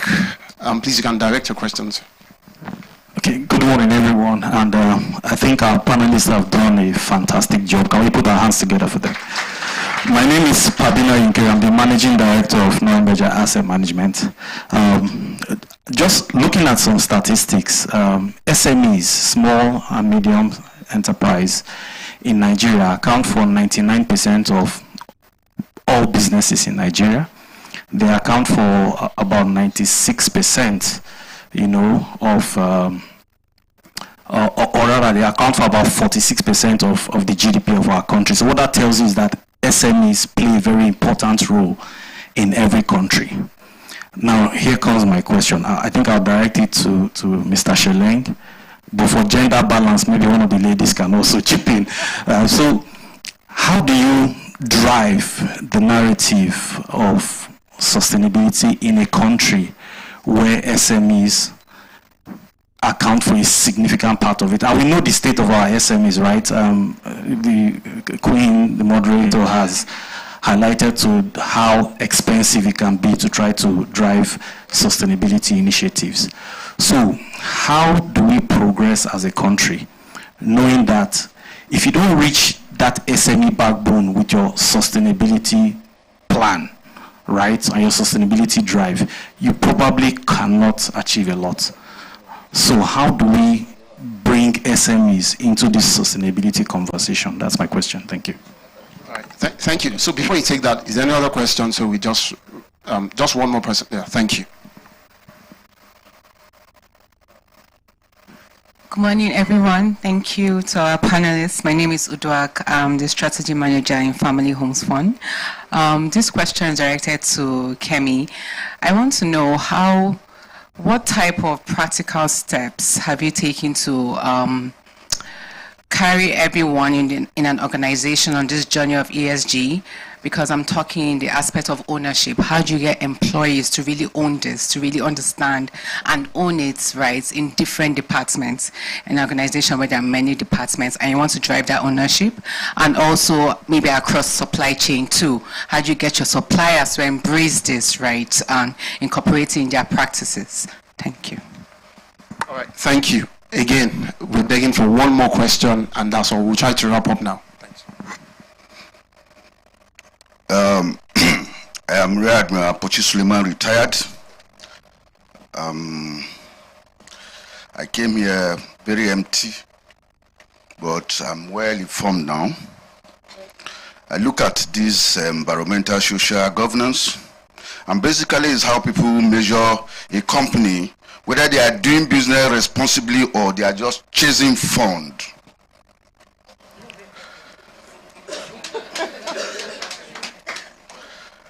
You look at the environmental aspect of this, or the component of ESG, is talking about how you treat the planet. You go to social tells you about how you treat the people, and that is where I'm coming to. And then the governance will tell you how the company is being run. In the social component of this ESG, the main issue here are employees, customers, and the community. In the employees aspect, you are talking about the employees' pay, the diversity of the employee, the safety, and their human rights. The customer, you are looking at the privacy and the safety, or the product safety of the customer. That is where my question lies. Community impact and the supply chain labor standard. In doing this business,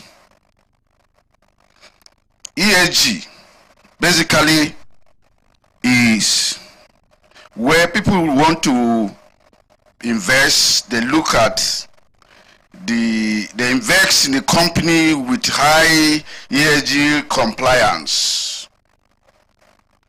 But in the case of the customer particularly, most of the companies are just chasing their funds. They don't want to care how the customer feels. What is your own take on this? Thank you very much. God bless. So, thank you very much. I think Mr. Shalengi, I'll take the first question. Then you second question, the last question. I think any one of you can nominate yourself to take that. Okay. So please go ahead. Yeah, thank you very much. And I think your question is absolutely spot on. As I said, SMEs, I mentioned earlier, has traditionally been seen as the high-risk sector. First things first, I think a lot of, the government has spent a lot of time in trying to formalize that sector. So whether it's making it free for people to register with the CAC, these are just first steps. Now, in terms of what the disclosure requirements would be, of course, you would not expect, an SME to be disclosing what, publicly listed company will be doing. However, there will be some level of disclosure, and I mean this in the sense that we need to design ESG frameworks that address that particular demographic. ESG, which is what I mentioned initially, was that it probably came about in Nigeria from companies looking for funding offshore and finding out that they need to have ESG frameworks, right?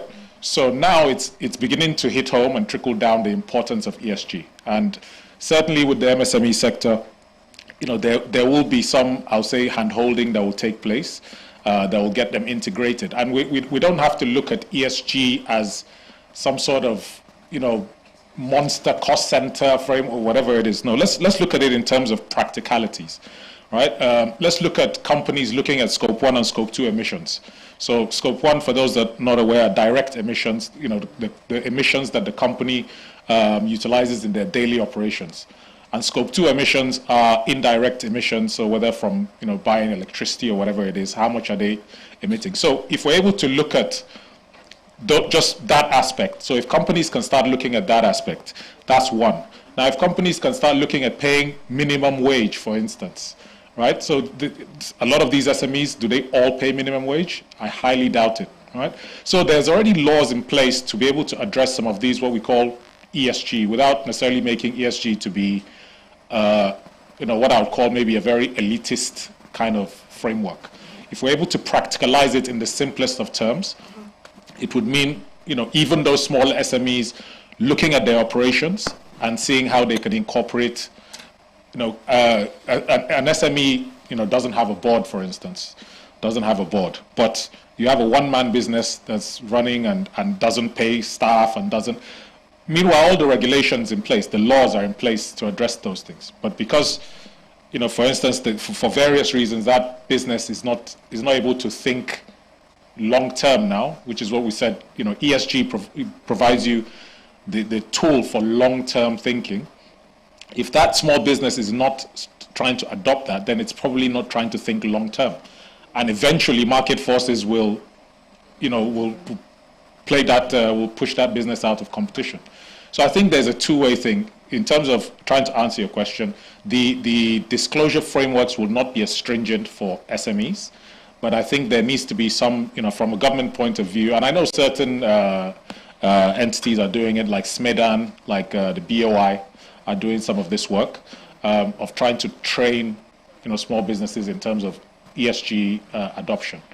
But, as you said, it's going to take time, but let's try to practicalize that ESG aspect, not to make it something that's, yes, too complicated. Yeah. Thank you. Thank you. So I know there was a direct question, but I would just want to add on to this. I think for public interest entities, they have a role to play in terms of role modeling, the El Dorado, if you like, of what should be to SMEs, so that they have something to look up to say, okay, this is how to take those baby steps. So where you see somebody doing, ESG properly, then you have, people to learn from.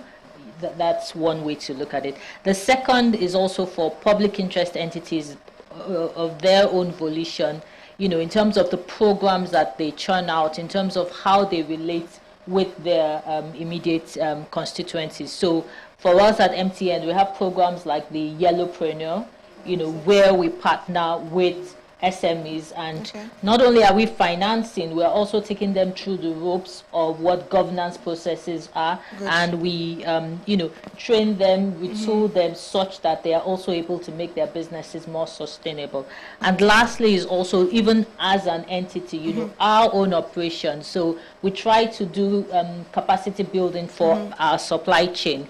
So people who work with us, we have sessions on health and safety, not our health and safety, but what they should be doing to their employees in terms of health and safety to ensure the continuity of their businesses. So all of these are integrated in, how the company runs and is able to, stand in the gap to explain and showcase what practical ESG means to SMEs.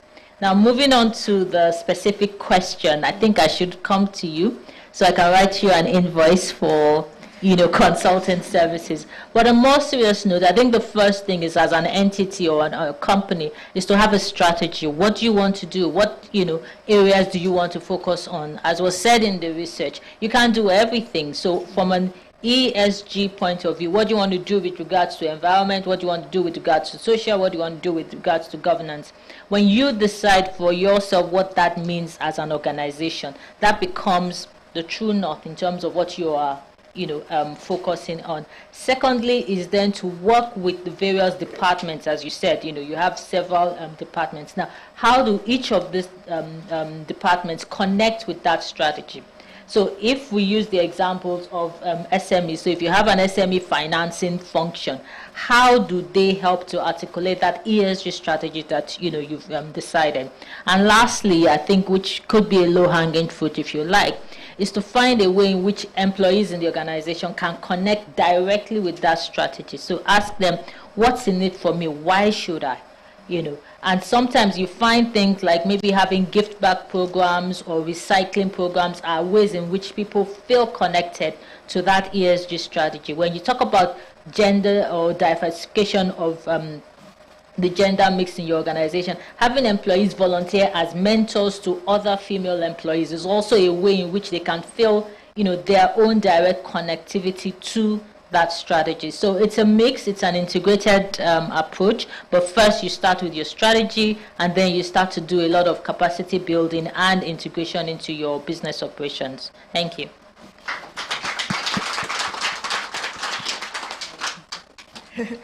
So perhaps I would like to add on, the amazing points that Kemi made. Earlier on when I was speaking, I touched on the need to have governance structure. Now imagine if it's that corporate comms guy that is just doing sustainability, who will take sustainability seriously across the organization, right? And that is why that governance is important. If the organization knows that the executive management and the board is keen about this, right? If they know that this is an agenda item, trust me, everyone would, whether they want to or not, they would align. But that's the importance of having governance, because when it comes from the top, you have that buy-in. Our ESG practice is just 3 years old. NSI has been in existence for 13 years now. But what made it easy for me to set up that practice was because there was that buy-in from the top.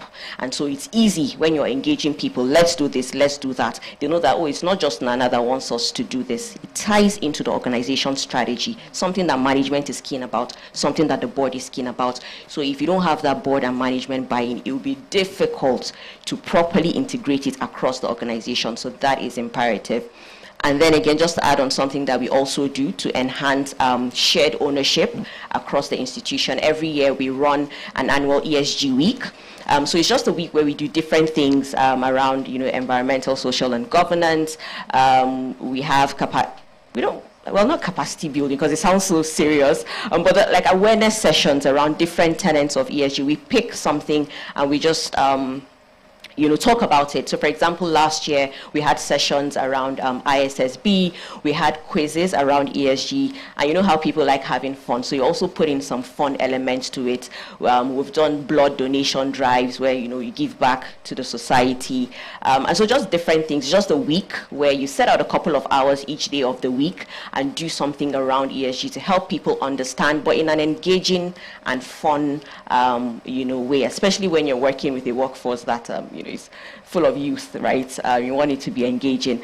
But then to the question on customers, now to be honest, this is from my perspective as a customer or a consumer as well, because NSI is not a customer-facing entity. We don't provide products or services. We are an investment institution. But as a consumer, that also needs to be protected. I think it's largely around the business environment, having strong consumer protection mechanisms in place. When you look at other jurisdictions, right? Consumers have a say, they have a right, and they're able to exercise their rights. And this is because of the environment, whether from a regulatory perspective, they have that backing. And so they know that when they're receiving when they've paid for a particular product that is not up to par, they are able to speak up and they're able to, get some level of resolution, right? They can even sue entities. We've seen a lot of customers saying, okay, I've started developing rashes, I've been using your product, it has to be your product, and they take the company to court. We've seen a lot of those cases. Some of them have even won. But then when you look at it in this jurisdiction, the most you can do is go on Instagram and rant. right? No, really, we need to strengthen our consumer protection mechanisms. Now, I would give kudos to FCCPC. I think they've improved over the past couple of years, because these days you see them shutting down businesses, querying people over, infringement of consumer rights. So I think really it's around ensuring that the business environment, supports or we have the right structures or regulations in place that protect consumers, and that way people that provide services or products do bear that in mind, and they're able to provide real value to consumers. Again, this is my perspective as a consumer as well. Thank you.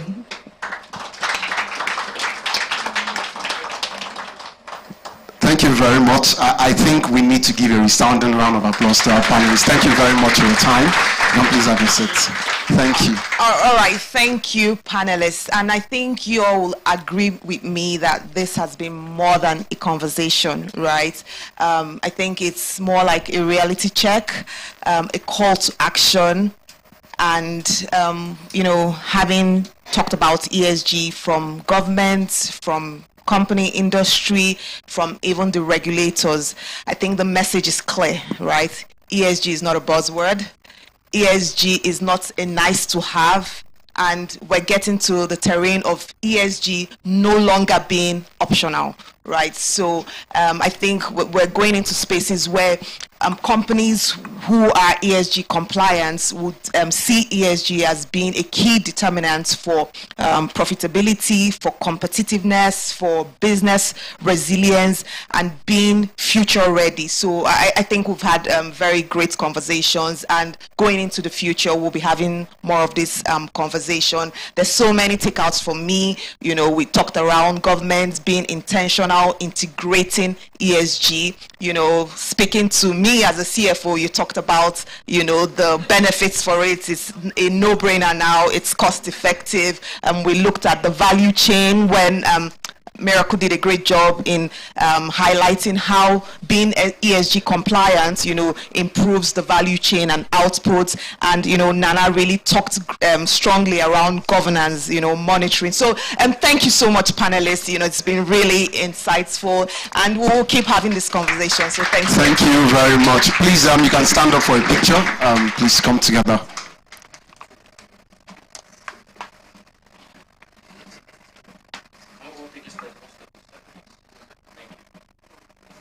One man amongst four women.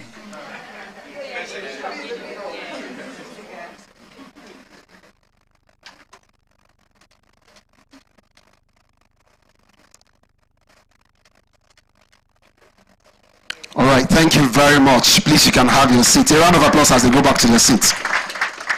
While that conversation was going, I would like to mention that Norenbeja as a group is already going through the journey of reporting and adopting the IFRS S1, S2 standard as a voluntary adopter, which is going to be done by 2027. I think we deserve a round of applause for that. Again, while also having that fireside chat, we had a number of executives come in. Our Apex Regulator, we had senior members of the executive coming, and I'd like to mention a few of them, as we also welcome the DG for his goodwill message. I'd like to mention first the Director General of the SEC, Dr. Emomotimi Agama, who is the DG of SEC. We also have with us Mr. Bola Ajumale, who is an Executive Commissioner of the SEC, also with us. Also with us, we have Hajia Samia Hassan Usman, who is an Executive Commissioner also from the SEC. Without taking much of our time, we would like to welcome you, sir, Dr. Emomotimi Agama, for your goodwill message. A round of applause as he comes forward.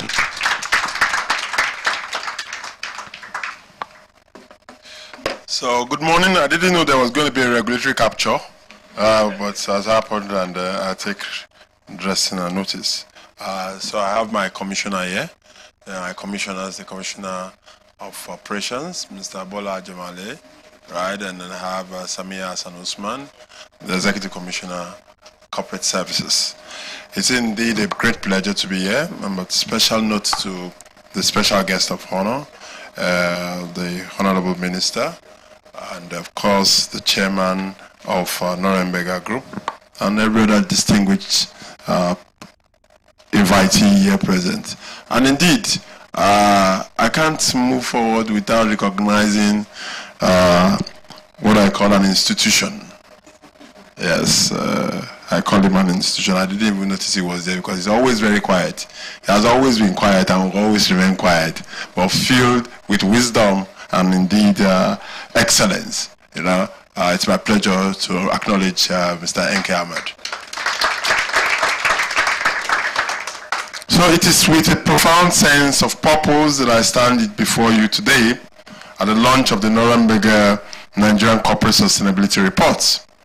Our initiative, I believe, arrives precisely the right moment in Nigeria's capital market evolution. We live in an era defined by consequence. The decisions made in boardrooms today about carbon footprints, human capital, governance structure, and community impact are decisions that will echo across generations.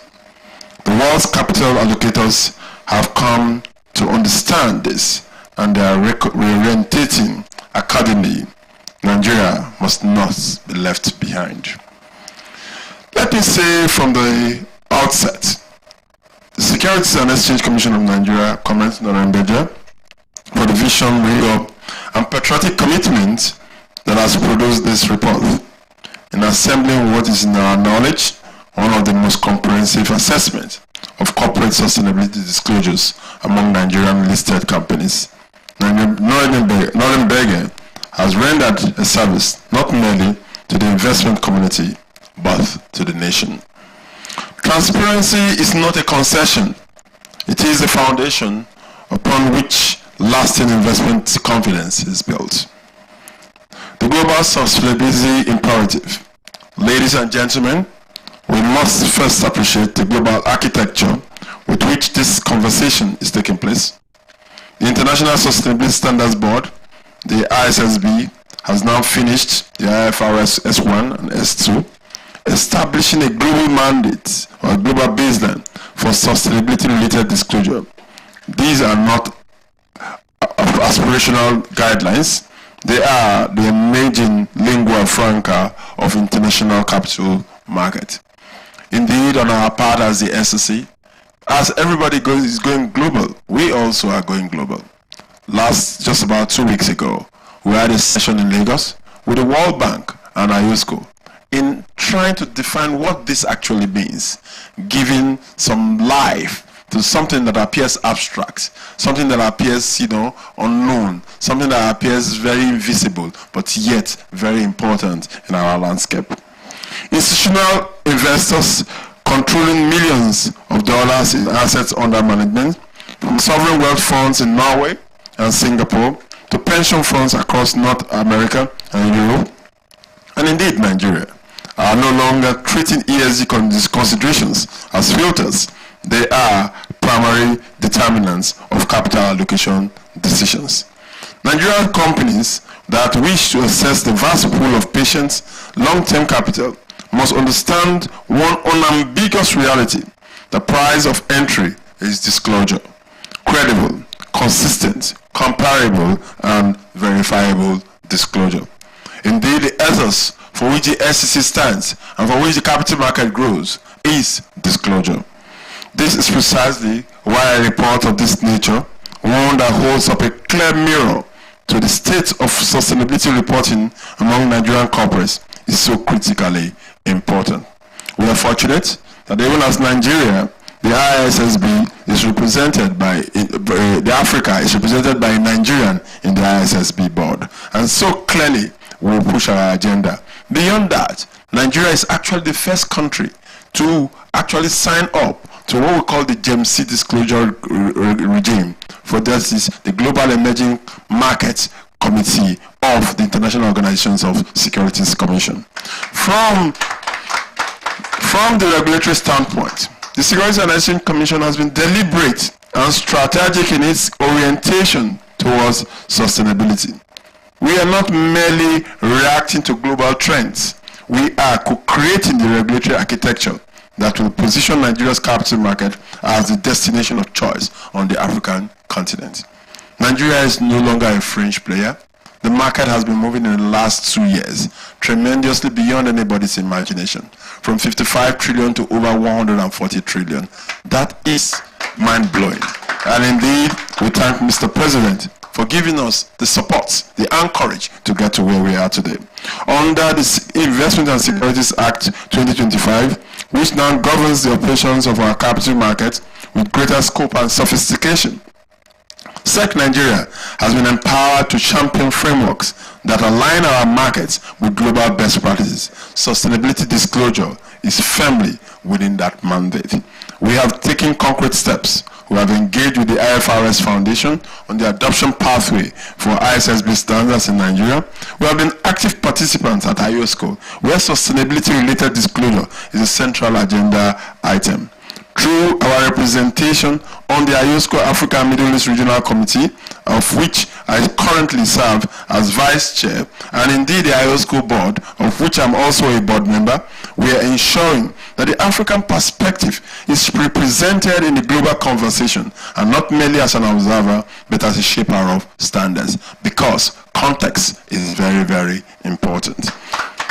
Nigeria's capital market must not simply adopt global standards, it must help shape them, speaking to exactly what obtains in our country and indeed in our nation. But we equally clear-eyed about the challenges. The findings of the non-mega NCSR, from what we have seen, present both encouraging progress and sobering gaps. The fact that a meaningful number of listed companies still lack coherent sustainability disclosures or provide disclosures that are neither structured nor verifiable is a challenge we must confront collectively as a market. The SEC will be responding to these findings with the seriousness they deserve. We intend to strengthen our guidance on sustainability reporting, deepen engagement with listed companies on disclosure obligations, and create regulatory incentives for early adopters of robust sustainability frameworks. We will not wait for the market to drift towards best practice. We will lead. And leading is exactly what we will do. Why does this matter for the Nigerian development? Let me speak plainly about what's at stake. Nigeria's capital market currently boasts a market capitalization over 130 trillion naira. Our asset under management has crossed 8 trillion naira from 3.6 trillion in 2024. And these are numbers that reflect growing depth and dynamism, but they also underscore the weight of responsibility that rests on us all in this ecosystem. To whom much is given, much is also expected. We are a nation with vast infrastructure deficits, a young and growing population, an urgent need for private capital, right? And to drive the economic transformation our people deserve. Blended finance disclosures and in these structures, green bonds, sustainability-linked instruments, impact investment vehicles. These are not luxuries for advanced economies. They are tools we need now, and they are tools that are available to us. If and only if our capital markets can democratize the transparency, governance, and accountability that global investors actually demand. The question is, if we adopt sustainability, will capital come? Yes, I can tell you that capital will come. Adopt it first, and you will know if they will come. Because indeed, like an ant does not actually wait for somebody or an announcement to go to a honey. Every honey drives an ant wherever the ant comes from. And so it's important. Sustainability is just about that. Through sustainability, engage in sustainability, empower and assess sustainability, then you will see the capital flowing towards you. The Niger Delta, thank you. The Niger Delta, for instance, a region of immense strategic importance to Nigeria's economy, presents both a development challenge and an investment opportunity of enormous scale. And indeed, that is very true, because I am a true son of the Niger Delta. So, unlocking concessional and private capital for infrastructure, energy transition, and community development in the region requires that we demonstrate credibly that our governance and disclosure frameworks meet international standards. The NCSR contributes directly to building that credibility. Similarly, our aspirations for the Nigerian capital market infrastructure for T+1 settlement system, which we launched recently and will be effective 1st of June, for a BVN-linked investor registry for broadening retail participation to tens of millions of Nigerians. All of these require that we build trust, and trust in financial market is a product of transparency. A message to corporate Nigeria. I wish to speak directly to corporate leaders gathered here today. Sustainability is no longer a reputational accessory. It is a strategic imperative. Companies that embed environmental, social, and governance considerations into their core business models, not as a communication exercise, but as a genuine operating philosophy, will find themselves better positioned to attract long-term investors, retain quality talent, manage regulatory risk, and sustain competitive advantage. I'm aware that for many Nigerian companies, sustainability reporting can feel like an additional compliance burden, particularly when resources are constrained and immediate commercial pressures are intense. I understand that tension, but I urge you to reframe the question. The question is not, can we afford to invest in sustainability disclosure? The question is, can we afford not to, in a world where capital flows are increasingly conditioned on ESG performance, where supply chains are being restructured around sustainability credentials, where consumers are making choices based on corporate values? The cost of inaction is far greater than the cost of engagement. The question is not whether we can afford to invest in sustainability. The question is whether we can afford not to. I urge listed companies to treat findings of the NCSR as a diagnostic tool, a benchmark against which to measure current practice and a roadmap towards improvement. Where your disclosures are weak, strengthen them. Where your governance structures are nascent, build them. Where your environmental impact measurement is absent, establish them. The journey of 1,000 miles, as the saying goes, begins with a step. To Noren, a word of appreciation. I want to take a moment to specifically acknowledge the leadership of Noren, whom I have contributed in building, and I take credit for that. It would have been earlier, easier, and perhaps more commercially prudent to confine the firm's energies to purely transactional advisory services. Instead, Noren has chosen to invest in thought leadership. In producing the NCSR, this organization has demonstrated that Nigerian professional services firms can and should be intellectual architects of the market in which they operate, not merely service providers within them. This is the kind of private sector leadership that accelerates capital market development. The SEC recognizes this and will encourage this, that deep thinking is very essential and important. No more armchair activity in investment banking. It appreciates it and it's committed to being a collaborative partner in the work that this report has started. The road ahead. As we look ahead, I envision a Nigerian capital market where sustainability reporting is not an exception but the norm, but where every listed company discloses its climate risk, its social impact, and its governance practice. That the same rigor with which it reports its financial results, where Nigerian corporate bonds carry credible green or social labels that attract concessional capital, and where our market infrastructure supports the verification and benchmarking of these disclosures at scale. This is achievable. It requires coordinated efforts by regulators, by listed companies, by the accounting and audit profession, by rating agencies, by professional service firms, and indeed by the investment community. No single actor can build this ecosystem alone, but together we can. The SEC will continue to create the enabling environment. We will refine our regulatory framework, provide technical guidance, deepen capacity within the Commission, and engage our international partners to ensure that Nigeria's sustainability disclosure standards are globally recognized and respected. What we ask of corporate Nigeria is, in return, is simple. Engage in good faith, report honestly, disclose completely, and where you fall short, commit to improvement with urgency. In conclusion, ladies and gentlemen, the Northern Beggar Nigeria Corporate Sustainability Report is more than a publication.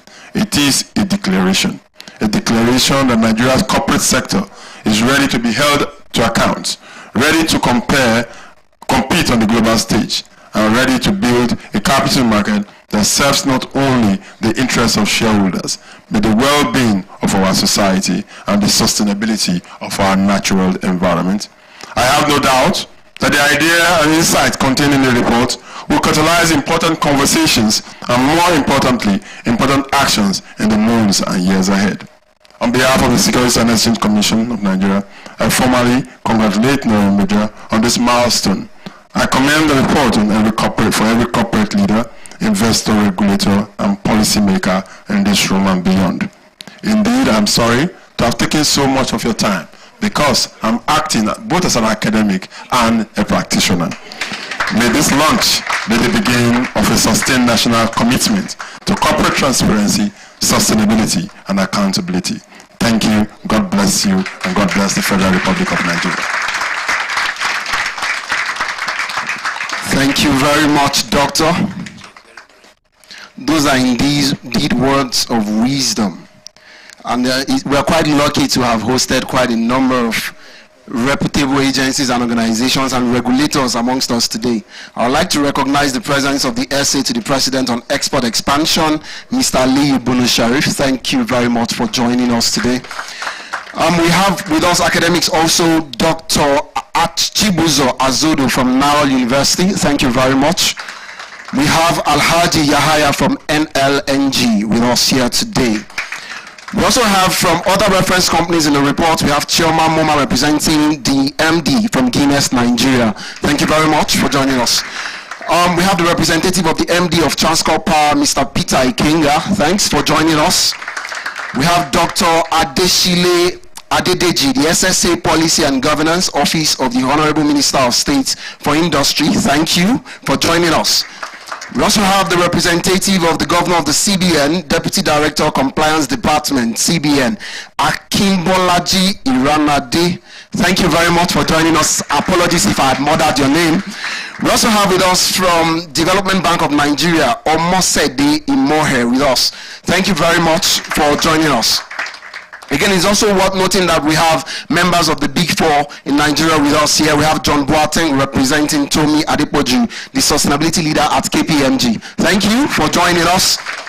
We have Ngozi Emeka Eze, partner representing the leader for West Africa Sustainability, Deloitte. Thank you very much for joining us. Just as we have heard from the SEC, we also have one of our regulators in the house who is ably represented by the Group Chief Strategy Officer of the NGX Group, the person of Mrs. Jumoke Olaniyo, representing Mr. Temi Popola. Thank you very much for your address. Thank you. Good afternoon. Special guest of honor, our esteemed regulators, distinguished guests, ladies and gentlemen. I bring you warm greetings on behalf of our Group Managing Director, Chief Executive Officer of the Nigerian Exchange Group, Mr. Temi Popola, who is unavoidably absent but sends his best wishes today. Let me start by congratulating Northern Beggar on the research, Northern Beggar Research on the launch of this very important report, the Nigerian Corporate Sustainability Report. Indeed, this is a very timely and highly relevant contribution to the ongoing conversations on sustainability, responsible business practices, and of course, the future of enterprise in Nigeria. The report comes at a period when sustainability, as has been said by everybody in this room today, is not just a soundbite. It has become a central consideration for capital allocation and how long-term value is created. It provides valuable lens through which we can better understand where Nigerian corporates stand on sustainability, what progress has been made to date, and what more must be done to strengthen transparency, accountability, resilience across the market. And at NGX Group, we not only live by our word, we also support our listed companies to also live by this word. Because we believe sustainability sits at the core of future of capital markets. And therefore, our approach goes beyond embedding sustainability into our operations, strengthening market infrastructure, but also enabling issuers and investors to align with the global conversation around sustainability. And so over the years, we've taken deliberate steps to promote sustainability reporting and responsible business practices across our markets, and even within the entity itself, the NGX Group. Through NGX Regulation, our independent regulatory subsidiary, we continue to encourage our listed companies to integrate ESG principles into their disclosures and improve transparency, comparability, decision useful information for investors. And indeed, you can see that that is the foundation of the information that was used to develop the report today. We are also proud members of the United Nations Sustainable Stock Exchanges Initiative, reinforcing our commitment to advancing sustainable finance and deepening ESG disclosures in practice and in word. In addition to setting frameworks, we have prioritized capacity building, engaging issuers, investors, and stakeholders through training, thought leadership, platforms, and strategic partnerships to ensure that sustainability reporting is not only adopted, but effectively implemented. But our commitment does not stop there. The NGX Net Zero program, co-funded by the German Investment Development Corporation and the NGX Group, supports the transition to a low-carbon economy and enables corporates to begin accelerate their decarbonization journey. And I believe such forums like this help all of us to get to know some of these platforms and programs that exist, because sometimes they are not all widely known, just as we heard from one of the panel speakers today. Another initiative, Nigeria to Equal, implemented in partnership with the IFC, has advanced gender equality by working with listed companies to improve female representation at board and executive levels, laying a strong foundation for more inclusive and balanced leadership.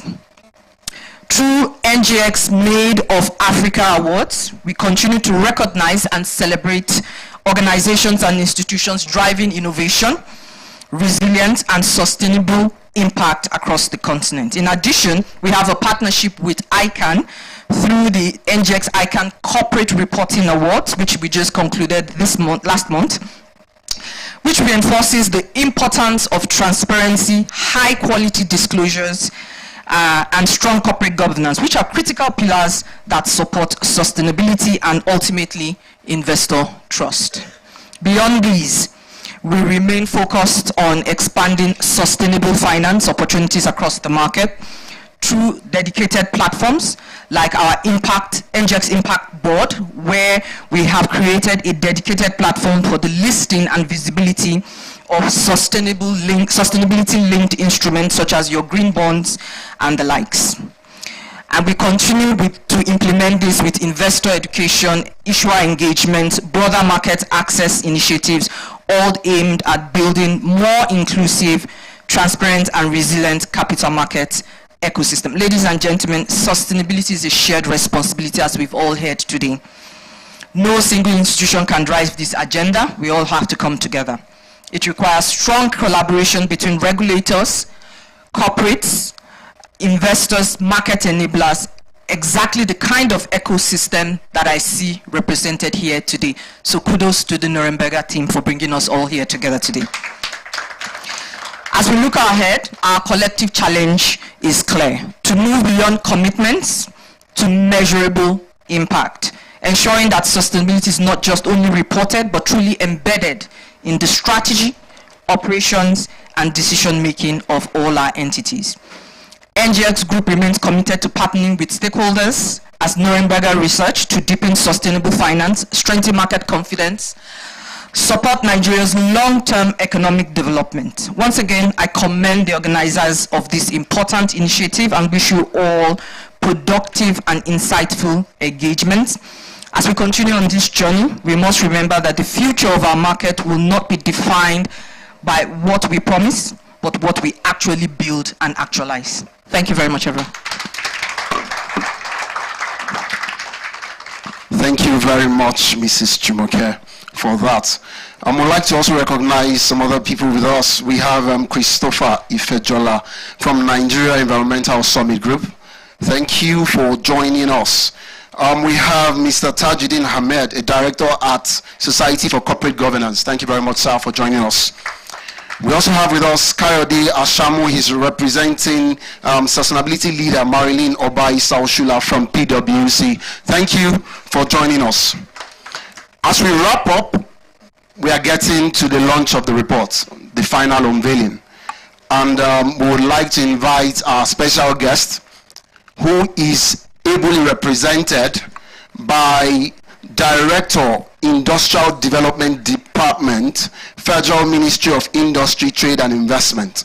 She is representing Senator John Owa Eno, who is the Honorable Minister of State for Industry at the Federal Ministry of Industry, Trade and Investment. Ladies and gentlemen, with a resounding round of applause, we would like to welcome Mrs. Muyiwa Ajayi Ade for her goodwill message as we prepare for the launch. Thank you very much.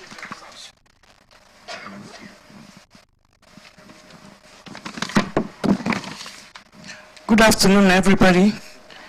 I'll be reading the speech of the Honorable Minister of State for Industry, Federal Ministry of Industry, Trade and Investment, Senator John Owan Eno. At this official launch of the Nigerian Corporate Sustainability Report, he would have loved to be here, but because of the importance he attached to this event, I was drafted from another event to come and represent him. Thank you. So I will be standing on existing protocol while I read his speech. I was told to come and read it, so I'm going to read. So he's the one talking from this thing. It is a great pleasure to address you today on the occasion of the presentation of the Nigerian Corporate Sustainability Report, an important initiative that speaks directly to the future of sustainable economic development and responsible corporate leadership in Nigeria. I would like to specially commend Norem Baja and his research team for their commitment to advancing sustainability discourse within Nigeria's corporate ecosystem. Through this initiative, they have demonstrated the critical role that private sector-led research and innovation can play in supporting national development priorities. One of the major challenges confronting emerging markets, including Nigeria, is a persistent data gap around sustainability and performance on environmental, social, and governance. Reliable, transparent, and standardized sustainability data remains essential for informed policy making, investment decisions, tax assessment, and long-term economic planning. In this regard, the Nigerian Corporate Sustainability Report represents a significant contribution towards bridging this gap by providing credible insights into the ESG practices of Nigerian companies. The report's structured assessment framework, built on publicly disclosed corporate information, provides an important benchmark for evaluating sustainability performances across industries. More importantly, it promotes transparency, accountability, responsible governance, environmental stewardship, and social impact within the private sector. I also commend Noreen Baja for going beyond research to developing financial products and innovative investment solutions aimed at improving financial inclusion and mobilizing capital towards productive sectors of the economy.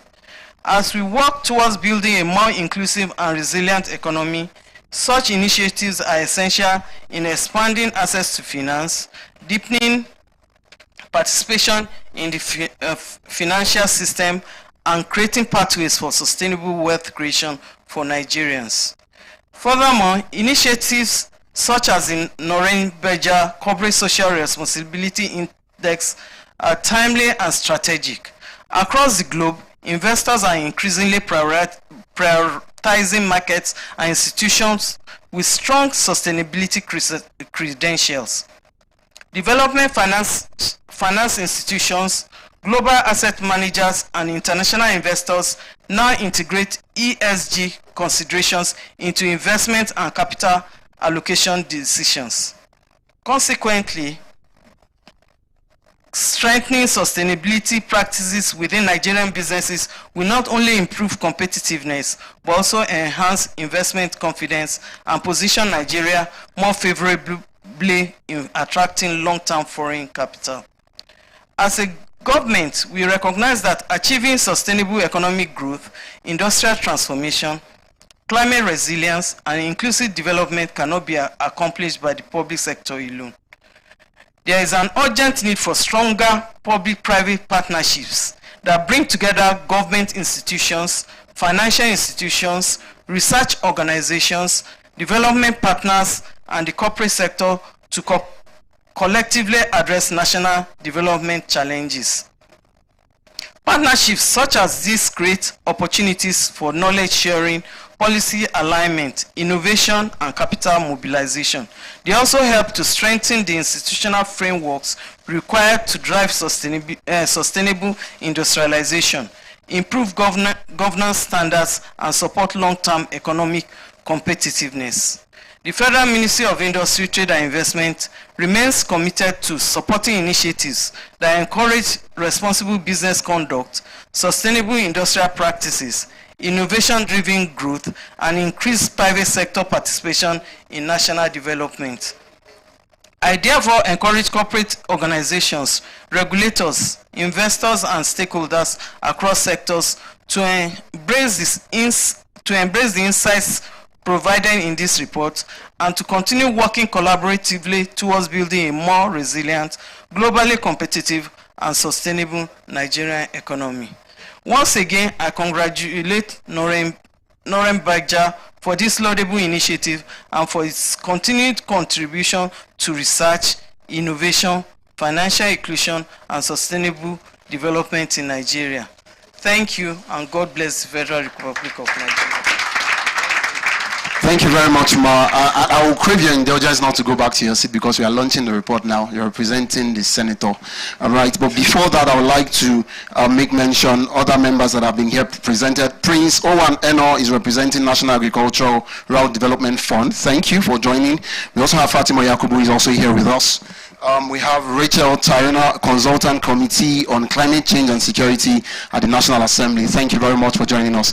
And on this note, we would like to welcome members of the board first of Noreen Berger to join our distinguished guest here for the first photo ops as we launch the report. So please come on stage, board members of Noreen Berger. Thank you very much as you come forward.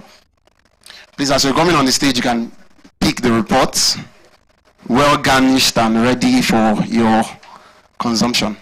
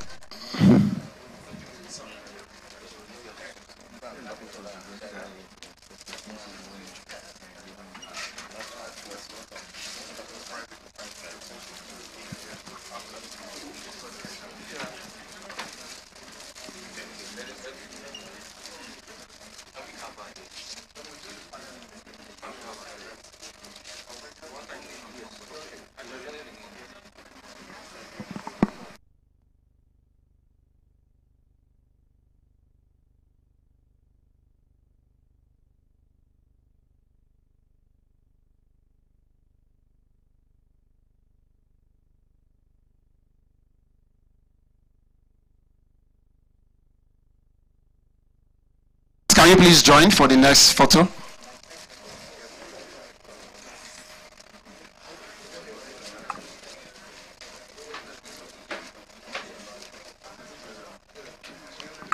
Our esteemed panelists.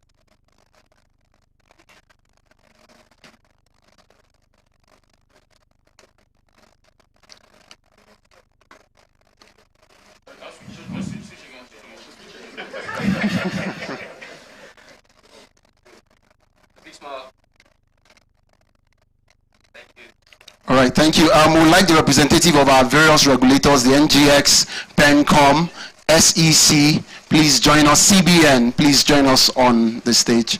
Thank you. Also, Society for Corporate Governance, sir, please join us. Can I speak? Please, sirs, join us.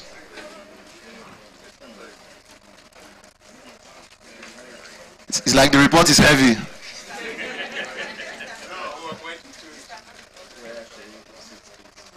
PENCOM.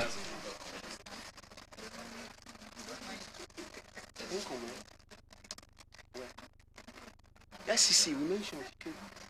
SEC, please, can you please join them, Ma? Please, Ma, can you please join them? This is a picture for the regulators, please. Yes, exactly, SEC. We can join them. We unanimously want you.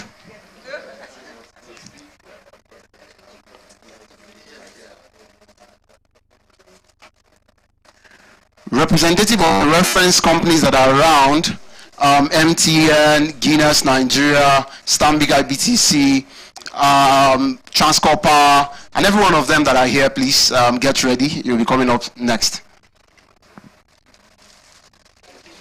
Thank you very much. Representative of the reference companies, please can you join us on stage? Stanbic IBTC, Transcorp Power, Transcorp as itself, Guinness Nigeria, Nigerian Breweries, Access Bank, Boa Cement and Boa Foods, Dangote Cement, Dangote Sugar, Lafarge, Wema Bank, Zenith Bank, Fidelity, GT Co. For those of us that are here, please can you join our executives for this?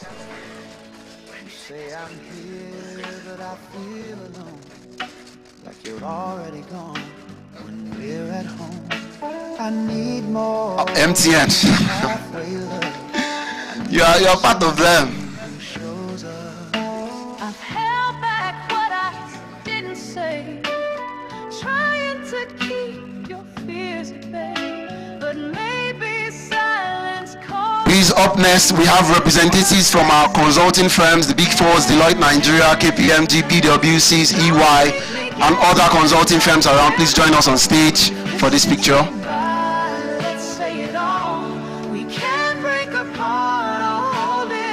Thank you, thank you.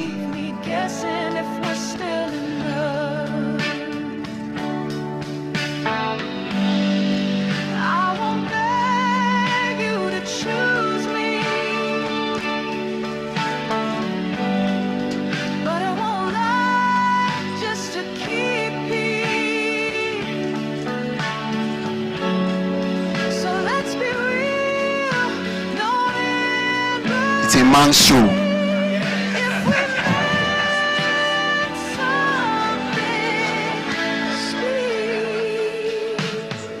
Please, representatives from government, SA, President on Exports, National Assembly, and every other government power starter that we have around, so representatives, please join them for the next photo. Thank you. Representatives from government, please, can you join us? I think it's fair too, you're in government. Please do. Thank you. But if we're lost, then that's enough. Don't leave me guessing. Just show me love.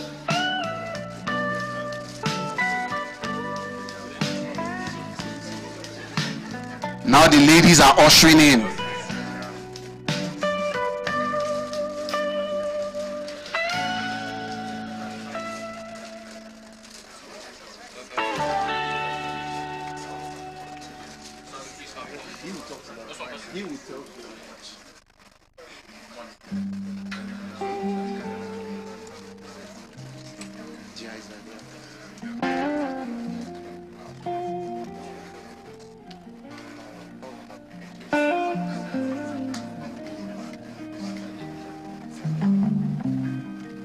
Okay, up next, international stakeholders, GIZ Nigeria, ECOWAS. Can you please join our executives on stage for the next photo?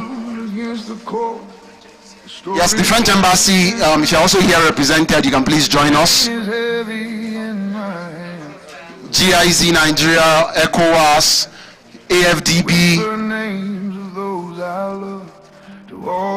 DBN, IFC, AFC, IMF, World Bank.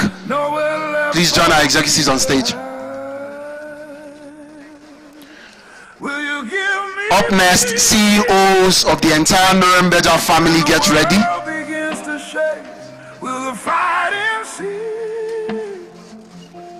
For my weary spirit's sake, I'm walking down this mystery of joy and sorrow, can't you see?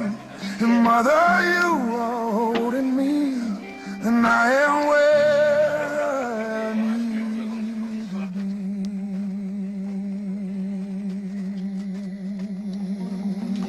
The cross is rough against my CEOs, CEO of NAML, NAPL, NPL is pensions, by the way, Nuremberger Pensions Limited, for those that don't know. NAML is Nuremberger Asset Management Limited. We have Grace's Trust. MD, please come forward. NAPL, Nuremberger Advisory Partners Limited. CIB, the Infrastructure Bank. We also have International Energies Insurance. Please come forward. MD of Transcredit, please come forward. MD of ClearPay, representative from ClearPay, please come forward. For my weary spirit's sake, I'm walking down this mystery of joy and sorrow, can't you see? And mother, you are holding me, then I am where I need to be. A circle unbroken by the time, a mountain that I have to climb, but step by step and prayer by prayer, I know that you will meet me there.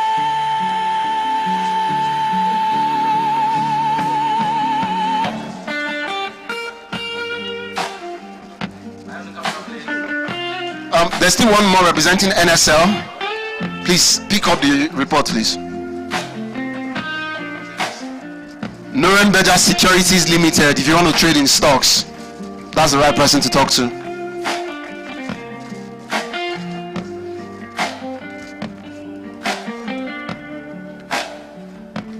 Up next, group executives, Nuremberger Financial Group executives, please join the GMD for the next picture. when the world begins to shake. Will the fighting cease? Group executives, please join. For my weary spirit's sake, I'm walking down this mystery of joy and sorrow, can't you see? For those of us that are leaving, we have lunch outside. Please make do and enjoy yourself when you get outside. Just outside the door, there's lunch prepared. Group executives.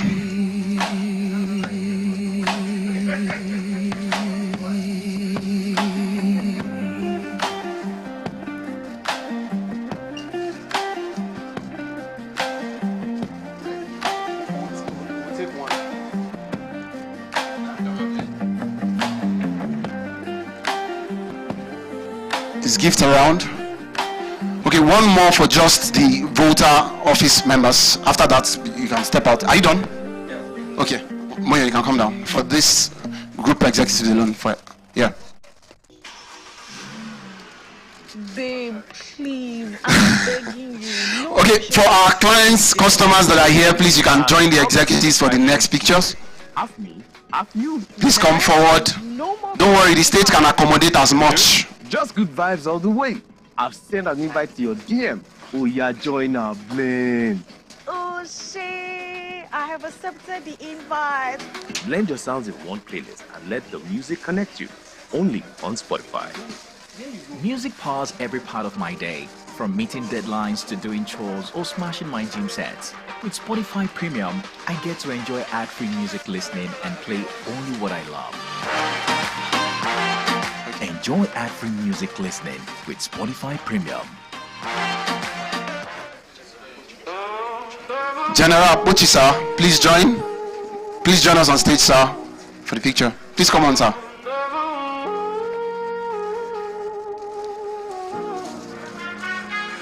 There's one more person joining. I left the light on just in case. Hope you change your mind halfway. All right.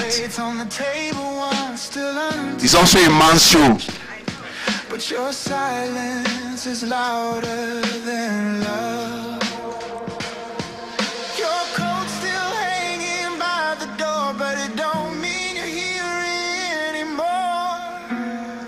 This house don't echo like it used to. All right. Are we there? NFG executives again, come up. NFG executives. NFG executives, please come forward. No one's home but me. I talk out loud to fill the space. Pretend I see your shadow's face. The photos frame a life that's gone, but I still keep the porch light on. Your laugh still lingers in these rooms, but every smile now feels like gloom. Okay, next up, our host team, please join. Sir, you are going to take a lot of pictures today. That's why you are the GMD. Please join them. Our host team, from wherever you are, please join them. Can you please call every one of them to join the GMD and the chairman? Chairman, please, we are sorry. You are a very scarce commodity. You need to maximize. Rufaida, please join them on stage. Rufaida, Balumi, yes, please go in. Hurry.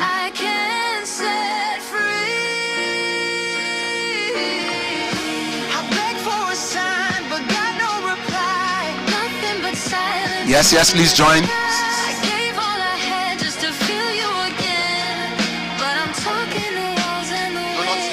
Next one. This one is This house don't echo like it used to. The laughter is faded from the air. No footsteps falling down the hall. Next up, the brands research and strategy team. The team that has put up these reports ready to come on stage. No one's home but me.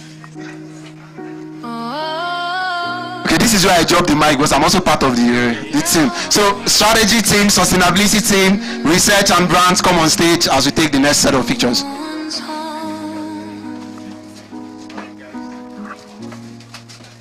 But me.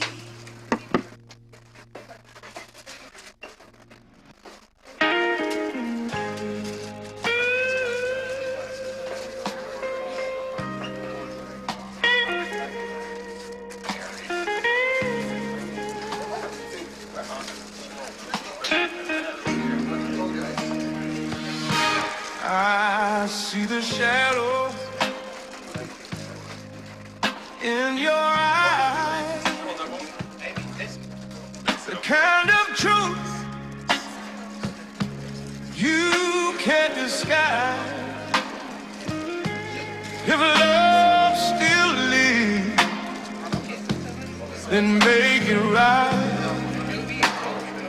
Please don't walk away tonight. I feel the silence growing near, the kind of pain that fits the fear. All right, let's have strategy, research, and brands.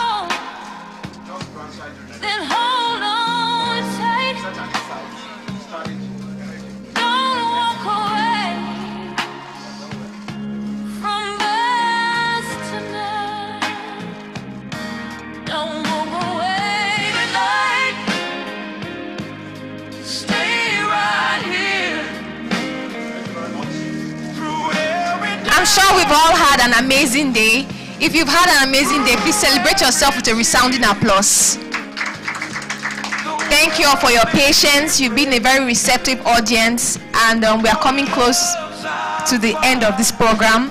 I just want to say a big thank you to you all, to all our distinguished guests. It's my distinct honor to welcome you all and to say goodbye as well. There's lunch outside. Please enjoy yourself. It's also one of the most important things of attending an event is living with innovative ideas and also maybe some extra leftover snacks. So do yourself the favor of enjoying the lunch. Have a wonderful rest of your day. Good afternoon.